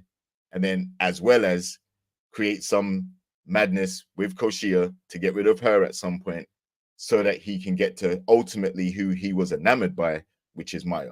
So I think he was very underhanded in doing that, and I'm surprised the guys didn't check him. But at the same time, I also understand that when, is it really something to beef over? No, but you can still state your case and say, LeRon, look, man, like, I know what you're trying to do here, but let me set the record straight. And that way, you're not pandering necessarily, but you're defending your position more, rather than saying, you know what, I'm not going to deal with him because we can take it to the street and it will be something different. That's my thoughts. I think the reason why no one called him out is that's the reason why Lyron is a little dangerous. He actually is very intelligent. I've called this out from the beginning, and he was banking on other people being slow or slower than him. Because if you're operating at a certain IQ, no shade, but I guess it's a little shade, that would have been the first thing that you would have said, both at the house, the lake house, and on the reunion stage. Everything that he was accusing these people of, he was a part of. And Will, instead of just saying, like, dude, you're calling us out, but you did this, he starts lying himself. But it's like, why would you do that when you know if LeRon is bringing it to the reunion, he has receipts for you? So why are you lying about stuff that you should know? If he's bringing it up, he got receipts. LeRon knows that. And that's the reason why I told LeRon when he was up on Lil Bag, I said, you were very diabolical for what you did to Will. Because Will wasn't prepared for that. And you banked on him not to be able to, William, you banked on him not to be able to get his words together. And that's how you got him up out of the house. And that was not very nice. So LeRon, I know he got his little cheeks and he looks all like he's adorable and harmless. No, he's a liar. And he's using his God-given intelligence, which I can recognize, for bad. That's what he's doing. And on top of that, he's being manipulative. So, and again, only reason I'm gonna address this is I gotta back Lorraine to this point. I know y'all got your capes on, except for I only see you guys in the after comments. I never see you guys in the live. You guys have the capes for Will and the capes for Alexis. Why you guys got your Superman capes on for both of them, I will never understand. But the fact is that Will, yes, I do believe that he's a real estate developer. I do believe that. But I will just say that his flashiness, including wearing a big oversized Flavor Flav chain to the reunion, does not normally coincide with any person with any amount of money. Now, I'm not saying he don't. He says he does. I actually believe he does, right? But the way he acts constantly does not act like any successful person that I have ever met. So that's on Will. Y'all can bang on y'all chest all day, talk about, but he's a successful real estate developer. Well, he's not moving in this world like one. You could be a doctor, but if you're moving around like a streetwalker, is anybody going to believe you? Are you going to be mad that someone doesn't know that you're a doctor because you're moving around like a streetwalker? Whose fault is that? That's like when I be seeing so many lawyers, they'll pull up to the courthouse in sweats and be mad that the security didn't want to let them in.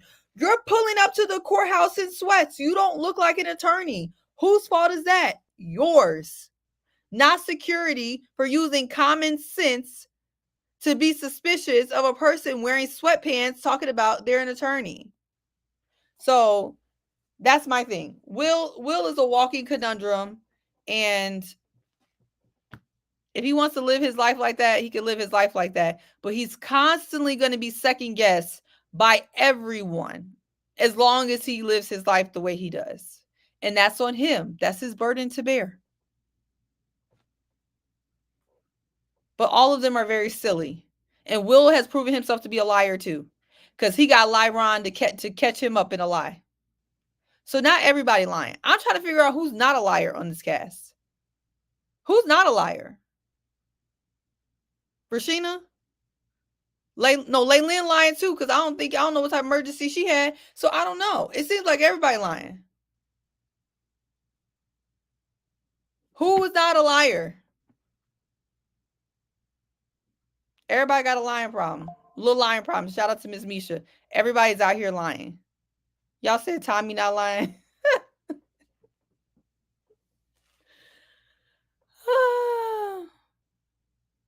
Oh, Lamar not a liar. Y'all may have a point. Y'all may have a point.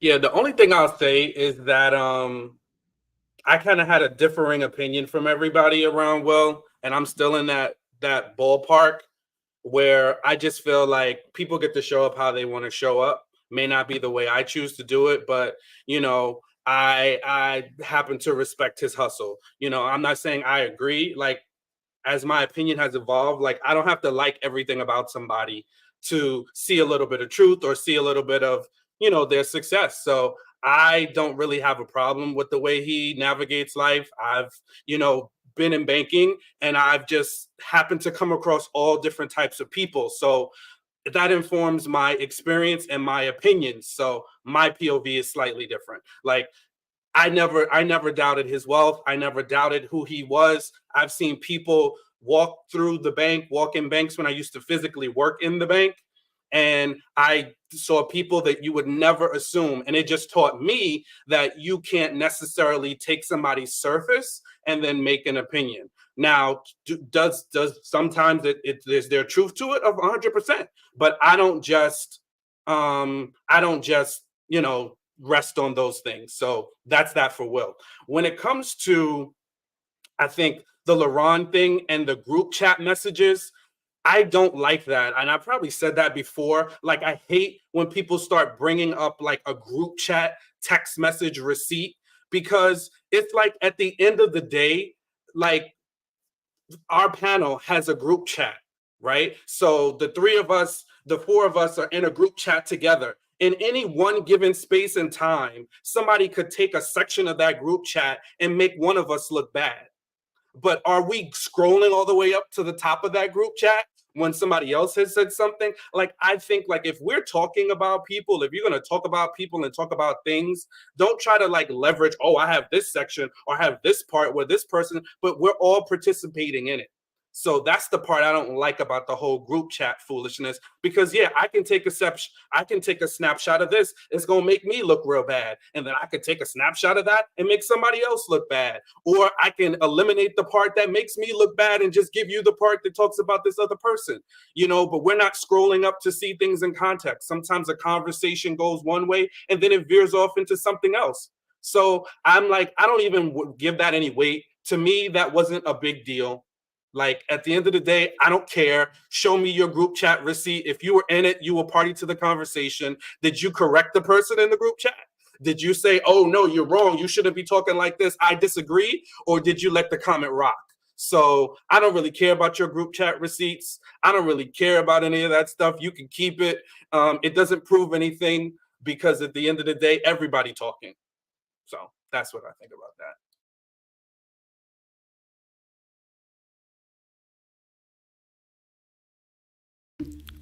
Any more thoughts, guys, on that, on those receipts? No, but I definitely hear you. Listen, group chats, I'll be honest with you. Yeah, I'm sure if I'm in one. I remember. I think before last year, someone hacked one of my guys' Instagrams in the group chat we were in. And then the person was exposing all the conversations we had. Now, thank God.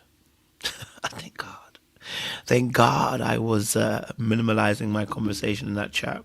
Don't worry about my duvet, it's cold. And, you know, and let me tell you, it's like, when the group chat got exposed, it was wild.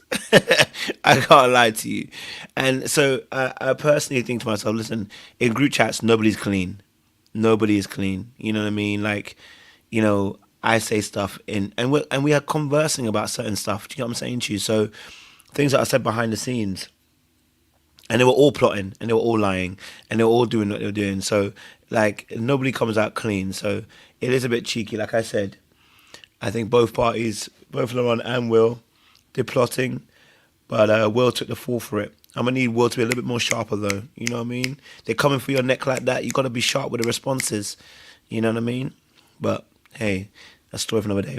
All right, we're gonna move on then. Obviously, we had a situation with I would like to say they had the couch conversations, and they were telling us about people that were together. In fact, let's do Justin and Mika first, because you know what, I want to get out of the way. Justin and Mika, they are together, and they did press them a little bit on their situation in terms of him not wanting kids, etc. I want to get your thoughts. Do you believe that Justin and Mika situation, this is that he doesn't want? I shouldn't say he doesn't want the kids, but he's okay not having the kids. I get why they pressed him on the show about it, because I remember at the beginning he was saying he didn't mind not having kids, but also said he wouldn't mind having kids. So it's like, it's a very interesting situation when you kind of put it in that perspective, whether he really is comfortable with that long term. So I want to know your thoughts on this. What's your thoughts on it? Yes, Siwe, go for it.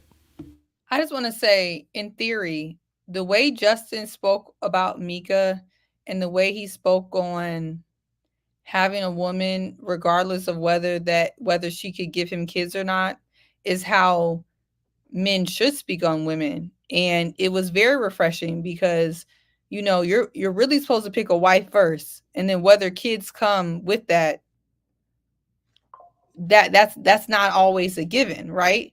And so the way that he spoke on her, I was like, wow. I mean, he's a breath of fresh air for this cast, if he's being serious, if we can take him seriously. If they're still together to this day, I mean, I'm gonna have to take him somewhat seriously, right? I will say, though, knowing that a woman doesn't want kids from the beginning, and know that you do from the beginning, that's where it leans into an unequally yoked situation. And I just don't think that's one of those things that you want to compromise on. And I pray that maybe he was lukewarm about it, and she doesn't want kids, and he's okay with that. Only he knows that. But I don't think it's ever good if you want kids, and someone is for sure does not want kids. You don't want to push either one into a situation that they're not comfortable with. But if he's lukewarm and he found, or somewhat cold on the idea, and he found a woman that he really likes and it works for them, then it works for her. But I do want to be positive, and I just want to say, like, you just don't see a lot of men on Ready to Love, and even on TV, speaking light to their woman, being positive, and being refreshing. And I did want to say that was actually really, really nice to hear. And I wanted to call Cap so bad, but I was like, you know what? I'm not sure it feels like Cap. And if they're still together, maybe it's not Cap, So yeah, I just thought that was good. Whether it works out or not, I don't know. That's for them to find out. But it was nice to see that they tried. So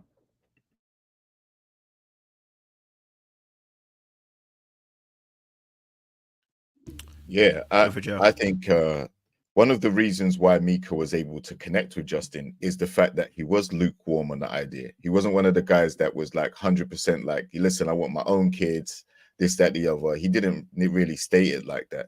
I think what kind of helped him in his quest to eventually end up with Mika is he was like, listen, if I meet someone that wants to have them, then we can have them. I want that. If you have kids already and you don't want any more, yeah, I'm still open to exploring where we can go with it despite that. So to me at the time, I must admit, I felt like, man, you're talking out both sides of your mouth. Which one is it? Because if you have kids, it's definite, right? Do you want kids? Like but he may not be at that stage where he's ready to necessarily, he may not feel like he's 100% ready to take on that responsibility, that role, and all that other stuff, or whatever his personal reasons may be. Bottom line is, he's not there.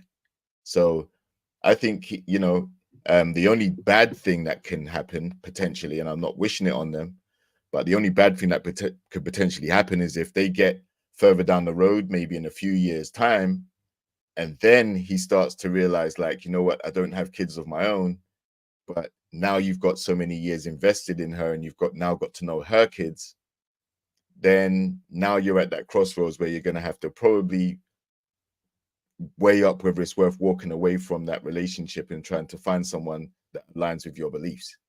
And that's going to be harder to do. So we'll just have to see how it goes. At least they made it to a relationship kind of connection by the end of everything else, because everybody else didn't. So we got to give them props for that. It seems genuine. You know, there was genuine lip kisses. They weren't edited. I think their scene at the bridge was also very open, because Mika had her guard up for most of the season. Everybody was saying that. But Justin was the one that kind of made her mellow out, chill out. They had some quality time in the bed at the retreat. So yeah, like you know, this connection worked, and we'll see how far it goes.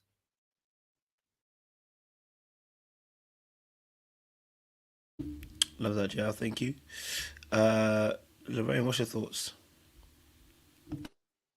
Yeah, I was thinking where the disconnect was, because on their last date, or the date with the brother, Mika said that she wouldn't mind having kids with Justin, actually, that she was a bit open to it and that they would have cute babies. So I would have liked to just find out where the disconnect was, because now at the reunion, she was now saying it was a hard no.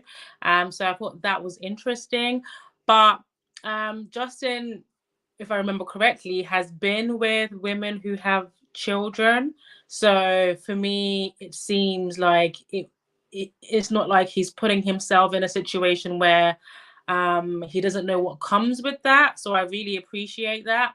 From their bridge scene, when he said it feels like love, I just knew that it was, because for him to say that first, not knowing what, I'm sure they would have spoken about, are we choosing each other and all that kind of stuff. But I just felt like, okay, this is real. It seems like it's real.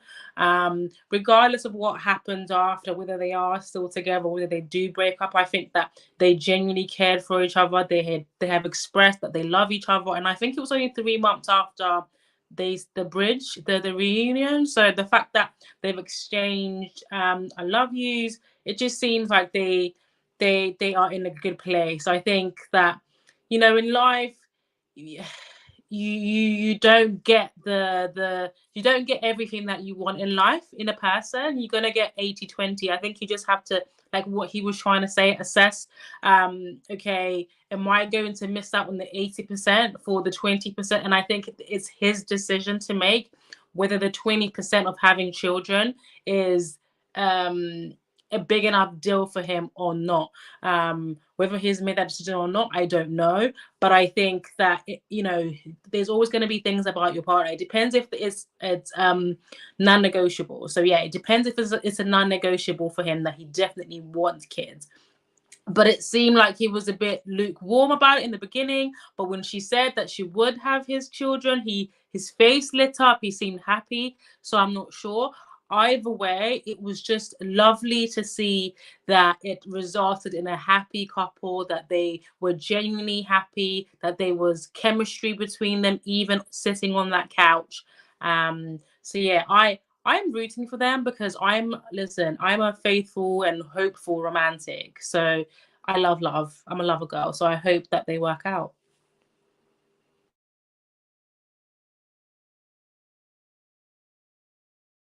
Thank you, Lorraine. I don't know if Jay's available. If not, I'll skip you, Jay. Okay, I'll skip Jay. Sean? Yeah, I think this is a sticky one, because it's rough, because if he really does want kids, that can cause resentment down the line. That would be my only concern. If he truly does want kids, she seems to really be dead set against it. People can change, so I also want to leave room for that. I'm not sure why she would have said that to his brother.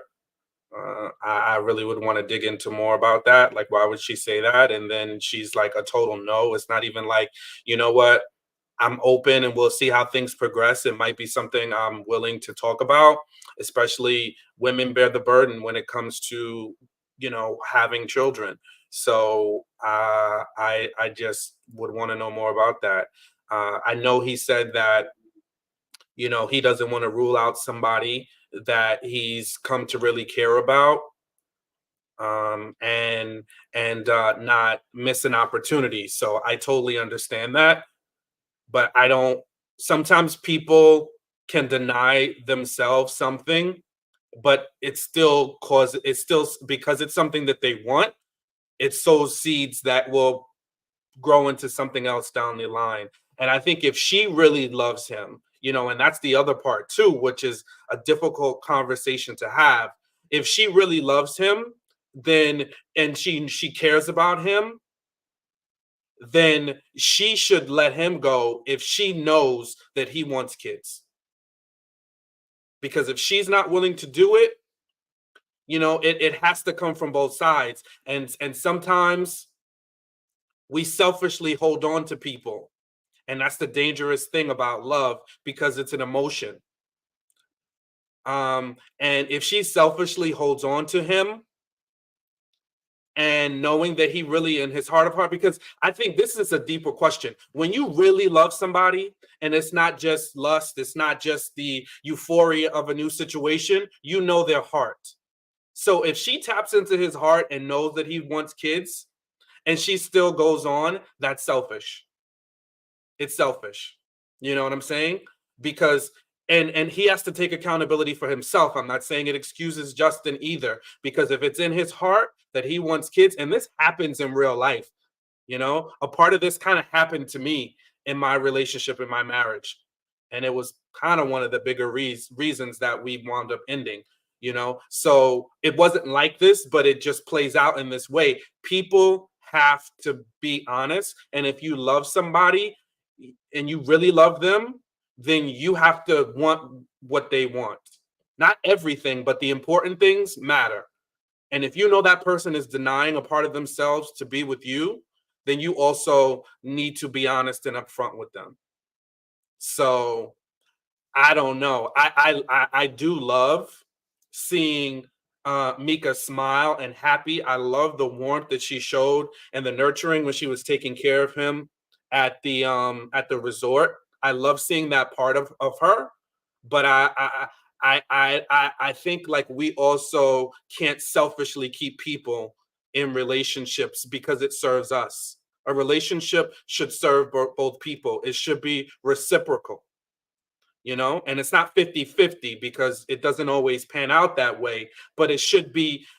I should be feeding you. You should be feeding me. You know, you should be keyed into the things that make me happy. I should be keyed into the things that make you happy. My deepest, darkest wants, you should be a supporter of that. I should be a supporter of yours, you know?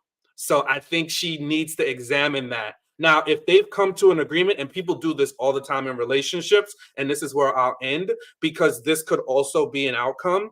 They've made an agreement and they've dealt with it from a healthy perspective to say, hey, listen, I'm fine to be in this relationship.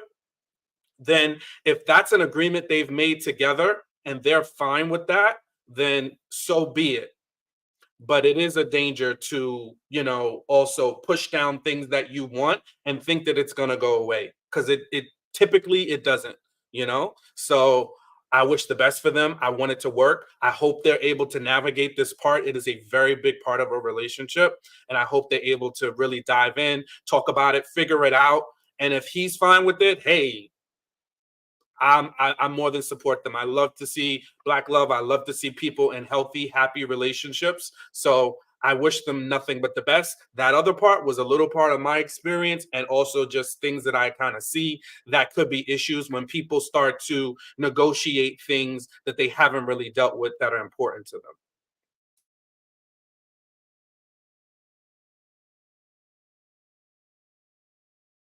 them. Cheers, Sean. Thank you for that. Listen, I mean, to be honest, I think the situation's tricky, but I think with kids, I said this before, you know, I think that if they both agree, and he definitely is willing, not even willing, let me not say willing, he definitely doesn't necessarily want kids. I think so long as there's always that middle ground where you kind of open to it, I think that's tricky. Like if I go in and marry you and then let's say situations are right. Like for me personally, if I got married and I love my wife and we couldn't have kids, then I'm not gonna be like, oh, I'm gonna divorce my wife now because we ain't got kids. You know what I mean? The situation's a situation. Do you know what I'm saying to you? We might look at different options. And if those options are not necessarily viable, hey, maybe God is telling me, unfortunately, you know, the blessing of the children has not come to you. You know what I mean? And that's something I'll have to deal with. But if I go into a situation knowing that potentially, because even myself, just recently, I've been like, do I want these little rugrats? I don't know. I don't know if I want these little rugrats. I don't know. They're annoying. I'm annoying. They're annoying. Do you know what I'm saying to you? So when I go into a situation, I might be at a person. I might be at a place where I'm saying maybe I'm a little bit in between. But if someone says they definitely don't want kids, I'm gonna be like, ooh, oh, you are a baddie, but I don't know. Yeah, I don't know if that's gonna work for me because I could change my mind. You know what I'm saying to you? So unless I'm a definite no, I wouldn't want to play with it. But if they believe they definitely are the same place, but I agree. I don't know who mentioned it, whether it was Siwa or Lorraine. I agree with the fact that previously earlier on in the season we saw I'm open to it, but then now we're at no, I don't want any more kids. That was confusing for me. I was like, wait, which one are we choosing here?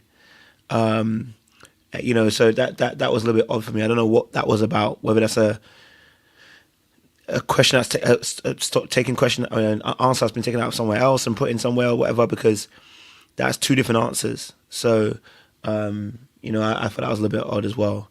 I know she's got her kids already. She's happy to be done, and that's fair. I would understand it.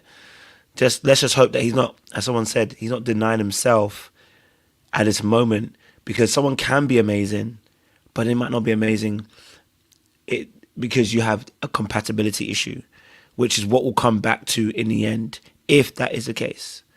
And I hope that it's not going to be I'm dating you for the first year or two, enjoying my time, treating you like the most amazing queen that she is, and you're the most amazing king that you are, but really in the back of your mind, you're hearing that voice, I do kind of want kids. Because this is the kind of situation that happens. You get married in this situation, the kids ain't coming because you ain't trying to do it, you're out here in the streets. And I don't want that situation. You know what I mean? So just a little something. Any more additions on Justin and Mika?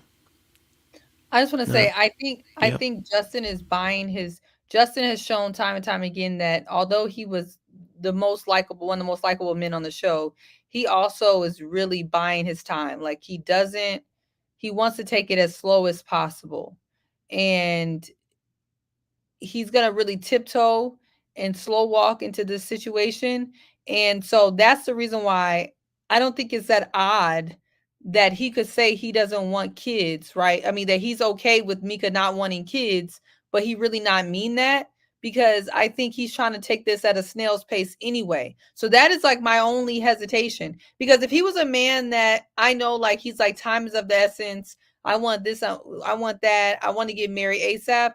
Then if he said, oh, I'm with Mika, but if she doesn't want kids, I'm good, I would probably believe it. But because I know he's trying to take his time anyway, and it only benefits him for him to be laying up with Mika and the body yada yada for as long as he can before he commits to anything, then I'm not sure how serious I should take this. And now if he walks down the aisle with Mika and she still talk about she don't want kids, then I'm going to have to believe it. But until then, I'm not sure. Yeah, like what JJ said, I'm not sure she's just not a phenomenal, beautiful, with a nice body placeholder. I'm not sure which one it is. I don't want to believe that, but I'm not sure. Because if you're not being super serious deep down in your heart, it doesn't matter if a person has something about them that makes you completely unequally yoked, because it's not getting there in your mind anyway. So that's, I was listening to everyone. I think that's kind of my one little question about this, is that how serious is he about this? But when he makes a very serious commitment, then I think we'll all know. Until then, I'm not sure. Definitely hear that. Last, obviously, section of it is talking about the fact that Patrice was dating William the whole entire time, and Vanessa was dating Dom. I want to get you guys' thoughts on this because obviously I think Patrice one's more. I wouldn't even say surprising, but it doesn't make sense. How they were still dating the whole entire time, but she wanted to hold our boy Alonso accountable when he was giving her the key. It's like, baby, so you was holding on to a trump card the whole entire time? What's your guys' thoughts on this? Patrice and William, and Dom and Vanessa. Last thoughts on this. Oh, everybody running away, yeah. Yes, JR. Nice pop up. Go for it. Just in time. It surprised me that they maintained their connection even after Dom was eliminated, because of the way she was riding so hard to try and get Chaz to choose her over everybody else. So I'm not sure if she was trying to create a scenario where she had two men to pick from and she was just going to eliminate one of them. But maybe her connection with Dominique was that strong where, she continued to ride to the end for whatever reason. And then, because she could have easily self-eliminated when Dom went, but she didn't. She chose to stay on. So, I wish them well. Like, they're probably more aligned than her and Chaz would have been, which is, again, a testament to them continuing to date and all of that stuff. And Dom wasn't one of the problematic guys on the show. So, maybe it worked out for the best. Sometimes it's good to not get what you thought you wanted at the time.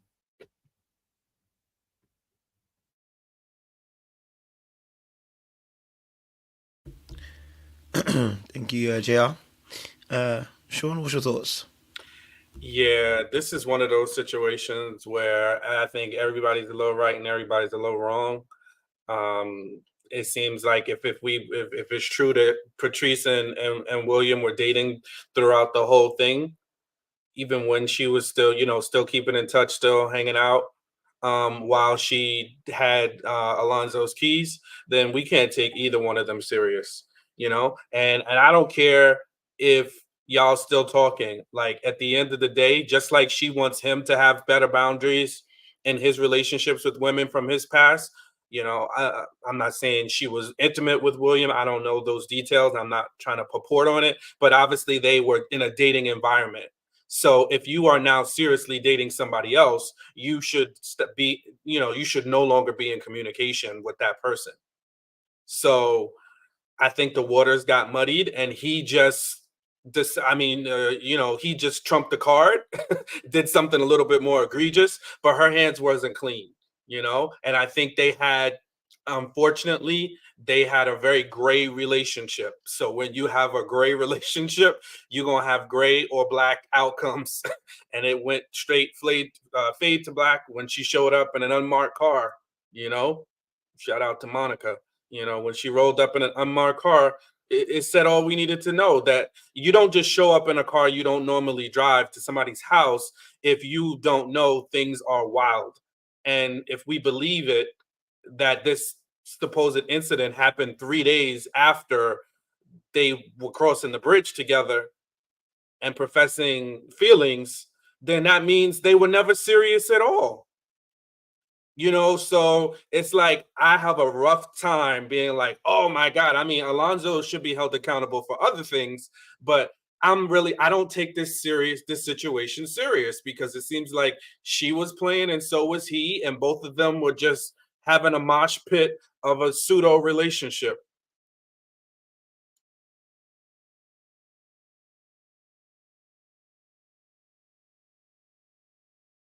Siwe? I don't have much for this, coach. Okay, that's right. That's always. Lorraine? Yeah, I don't see the issue here. They're all speed dating. So just, do you know what I mean? Like, no, seriously. Everyone is dating each other and they know they're dating each other. just because one person gets eliminated from the show, right? It doesn't mean that you can't now continue having conversations, getting to know. They don't know each other. They're still getting to know each other, unless you have exclusively said that it's you and you alone, and I don't want nobody else. Then I understand that you shouldn't be talking to anybody else or even self-eliminate. Why would Vanessa self-eliminate for Dominique? I mean, their bond wasn't that deep at that point. And same for what's her face, Patrice, even though she was crying up the place. So that was the biggest clue, because she's the only one that bawled when that man left. So yeah, I don't think it was the issue. They're just dating each other, getting to know each other. The only issue that I have is Patrice driving up to Alonso's house, which leads me to believe, right, that that story could be fake. That whole shit, like, I'm sorry, they are putting on a show. This is like a pantomime, honestly. That whole story could be absolutely fake, because why are you bothered that he's moving on and he was, having sexual relations with other women when you were like, no, it's either that story's fake, but also it's a reality TV show, guys. Like, these people, they have to have people who go up to the end. So whether you like somebody or you don't, whether you have a stronger connection with these people, we don't know what conversations these people are having with production. So be like, no, you gotta stay. And as far as I'm concerned, I thought it was production that got rid of people anyway.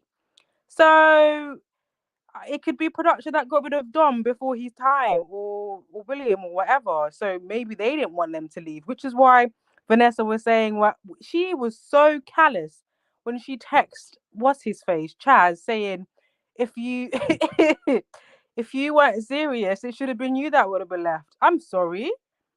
It just shows that this whole thing is an absolute joke. It is a game show.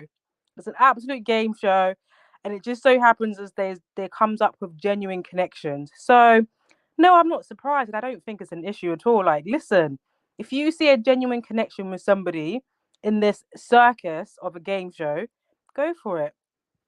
Do you got to do? Dog eat dog world out here.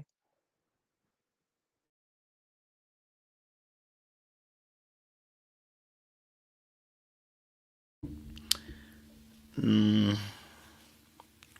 Mm. Mm. Fellas, what do we have to say about this? I would just say, would you have the same opinion if it was a guy who was dating one of the ladies off the show, like in the same situation? Like, if he continued to have relations or be dating someone outside of the process while still in the process actively searching for connections, would you have the same smoke for a dude that did that? Absolutely. The process is a game show where they're dating each other. It's not like Love is Blind, where you go in there, you find one connection, and you have to see that one connection through. You come in here and you're dating one person and one person, and amongst that, you identify your strongest connections. I don't believe half of these relationships, mind you. I just think it's by pure luck that they end up finding strong connections, right? They're just trying to create entertainment for us to watch and enjoy, and then to talk about it in our panel. So absolutely, you can, if you want to continue still talking to that person and you don't have a strong connection where you've said we are exclusive, then I don't have any smoke for that. But if you've said that we're exclusive, we're not talking to anybody, I'll use Joy and Clifton for example. If either of them had continued talking to somebody who had left, that's an issue, because they have zeroed in. They're choosing each other, so that's a different situation. It's literally speed dating on diazepam. Right. And this is why I bring up that point, because Vanessa was actually trying to push, it seemed like she was trying to push for exclusivity from Chaz. Like, she wanted him to eliminate his other connections and prioritize his connection with her, or focus on her more. So that's why I kind of asked that question. But let's be real, A lot of the castmates were probably getting maintenance from somewhere while this process was going on. Like some of it we already know about, some of it we'll never know. They're adults and they're gonna do what they're gonna do. Like, but like I said, my whole thing with that Vanessa Chaz situation is, she had, you know, she said that he should have eliminated on the show, and why was he still there if he felt such a way about it? She could have done the same thing, right? If her connection with Dom was like that. Also for Dom, I would say, look, like, how did it feel to watch her go after Chaz in the way she did, knowing that you were still you know, trying to establish something with her? Like, was that something he was open to and relaxed about? He seemed that way, but we don't know until, and even when he has done his interview, I don't think he really touched on it like that. But you know, their relationship is probably still going to this day, in whatever form it is. And like I said, the whole Chaz thing wouldn't have worked, because they just were two different, completely different personalities. So whatever drew them in terms of attraction to begin with, it faded. It got petty, it got mean, it got nasty at times on both sides. You know, they're labeling each other different names and stuff. When it descends into that, then it's not cool. And at that point, if you know you've got Dominique in your back pocket the whole time, I don't understand why, you know, it had to go that far. At the same time, it does explain why she was so relaxed when Chaz and her had that bridge scene and the petrified rose and all that stuff, because she wasn't pressed. She already knew that she had a connection with Dominique that was growing. That's my opinion. JR, how you get to Chaz and Vanessa? You lost me. No, because it's the same thing as Patrice with Alonso as well, right?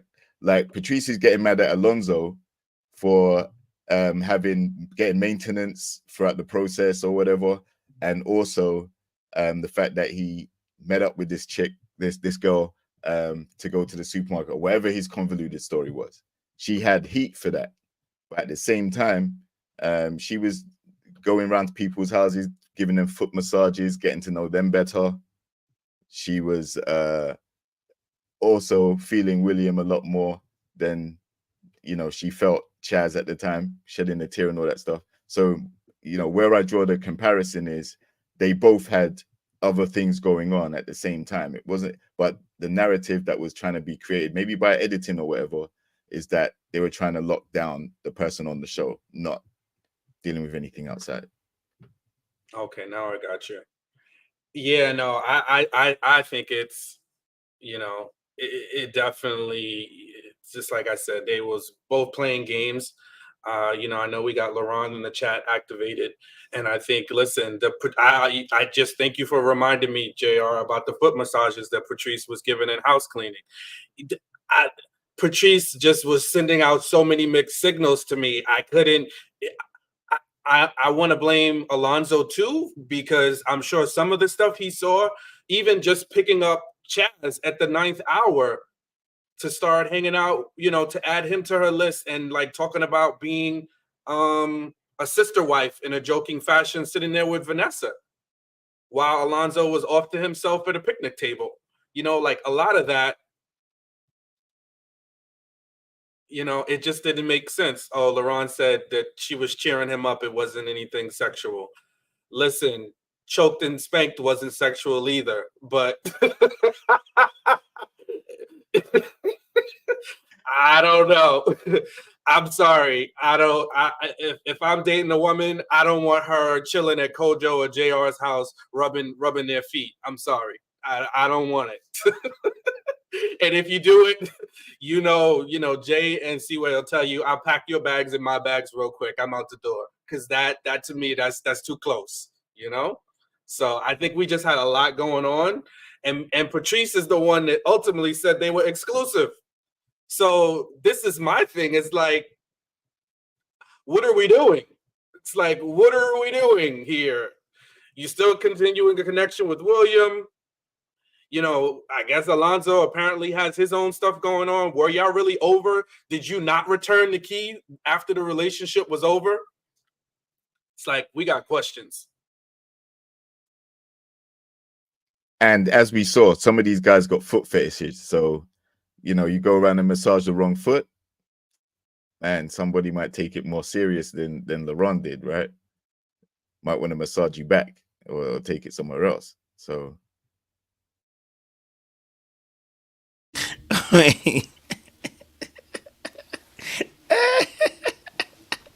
Well, you're not taking me out. Listen, my perspective on this is right.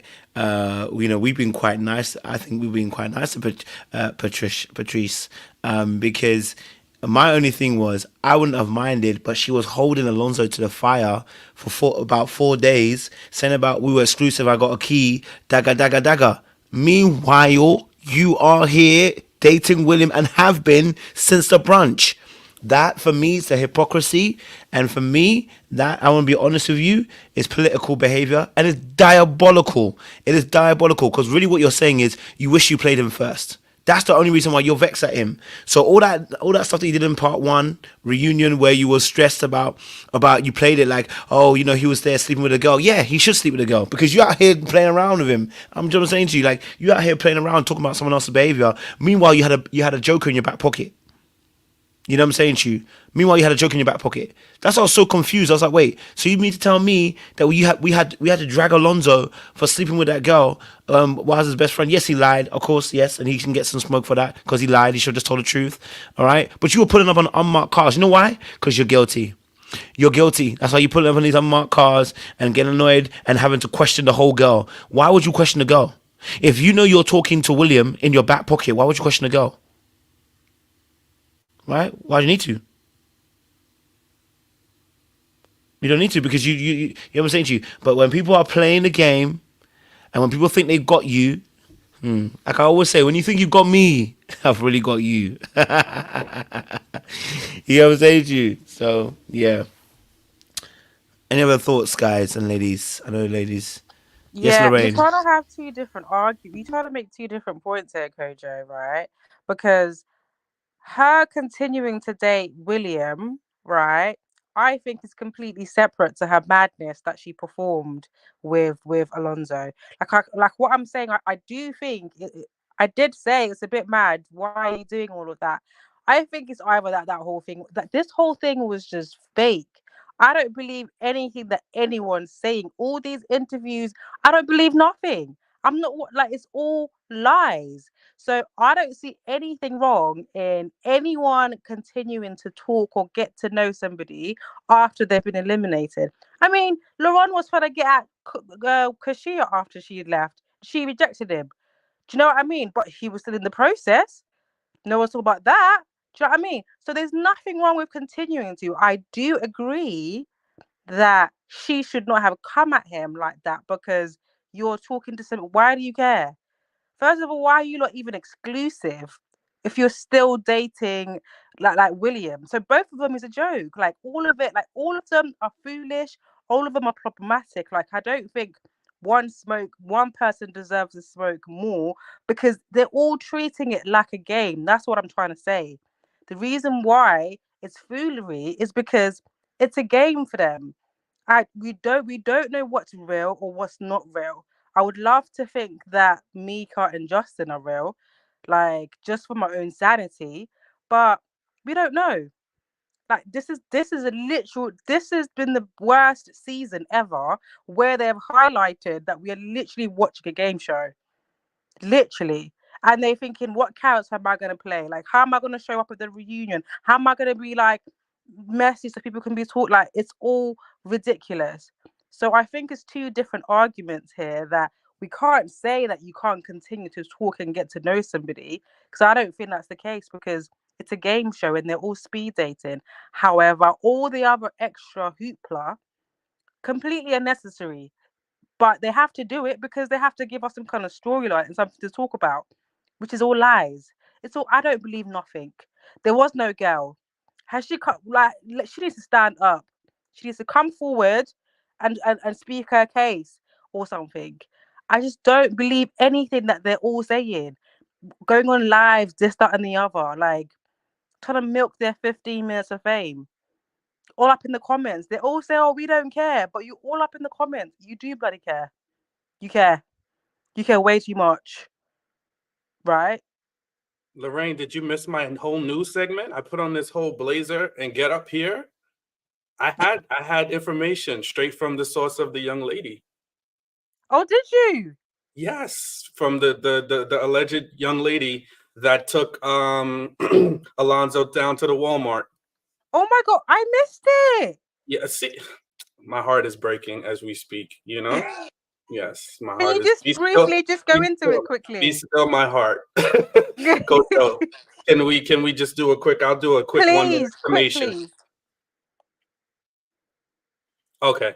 So really quick, what happened, and this could be also for anybody who missed it in the beginning, but we had some late breaking news delivered to my inbox via Instagram from an anonymous source who I will remain protecting.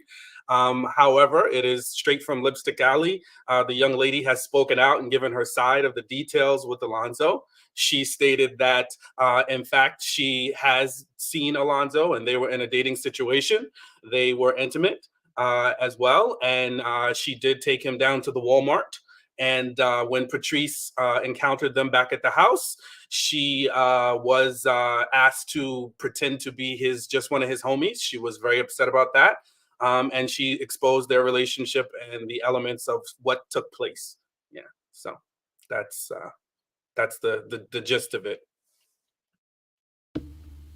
All to say that a woman does exist and it was true. Well, not true as in, but I will say that they definitely had the encounter at Walmart. So that we can say. I will say. I stand corrected. Sorry, Coach. Go ahead. No, that's cool. No, you go, babe. You go, babe. No, I that's would what I say wanted that. to say. I stand corrected. That was real, but it was still foolery. There was acting happening here, and no one's getting an Oscar. But I stand corrected on that being a lie. So Patrice, do better. Do better. I cannot protect you any longer, ma'am. I can't protect you any longer, man. I mean, I'm just saying that, you know what, Patrice. Patrice is just holding people accountable when she knows she wasn't accountable. That's what I'm saying.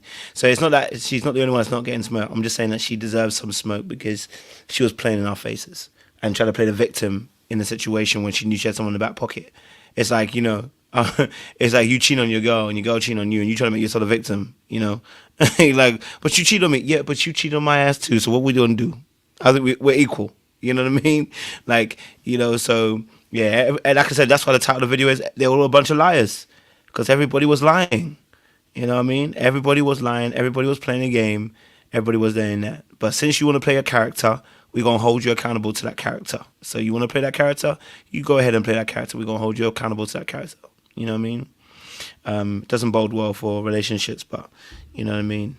So, yeah. But we're going to bring it to a close. Our time is actually up. 4 hours is actually maxed up. So, Sean, take us to benediction and we're going to get out of here. Well, you know, I think we have definitely had a great discussion tonight. We're on the end. We're at the end of our Ready to Love Dallas season. So, you know, shout out to all the folks that have been with us throughout this season. It's been quite a doozy. You know, Coach has some more interviews lined up. So let's just continue to support and listen in to get some of the cast perspective, right? You know, we want to measure their perspective against what we saw, because the perspective is important, but also what we saw is important as well. One does not erase the other, just gives clarity. And I think that's what's so important. And that's our message in relationships. We want to take perspective, mix it with behavior, and that helps us to inform our opinion. But we can't do one without the other. We need both. Just like actions are as important as words. Words and actions go together. I think those are some great lessons. And also, I think a bigger lesson that we're going to lead with the men. We as men, we need to listen to women. We need to be very, very much more understanding of what consent looks like. We need to look for what is now expressed as enthusiastic consent from our women when we are engaging with them in intimate actions. We should be looking to engage in behavior and intimacy that is mutually beneficial. Just like our relationship should be mutual, mutually beneficial and reciprocal, so should the intimate parts of that relationship be as well. Turn it back to you, Coach. Yeah, thank you so much, audience members. We appreciate you guys' support. We had obviously almost 1,000. It was at 950. So the fact that you guys turned up for our show on a Saturday, into the mornings of the Sunday mornings for some of you, then we appreciate you. Or I should say midnight for some of you. It's much appreciated. We will be back again for some interviews. We got Maya to do next week, and I'm going to fit in LaRon. Potentially might even get Alonso. We'll see. As well, and I'll try and reach out to Vanessa and see if she wants to do one. But yeah, listen, audience, thank you so much. It's much appreciated. Thank you for your time, and shout out to Chaz for the super chat. He be supporting. Them bots be working overtime because they knew where he was and his name being mentioned, so we appreciate him. Yeah, listen, we'll continue to enjoy the rest of the festivities. Okay, all right, don't do too much, guys. All right, yes, appreciate you, LaRon, as well. I see you in the chat, bro. Much love. We always appreciate the support. We'll see you guys soon. Much love, much appreciation, and yeah, be well.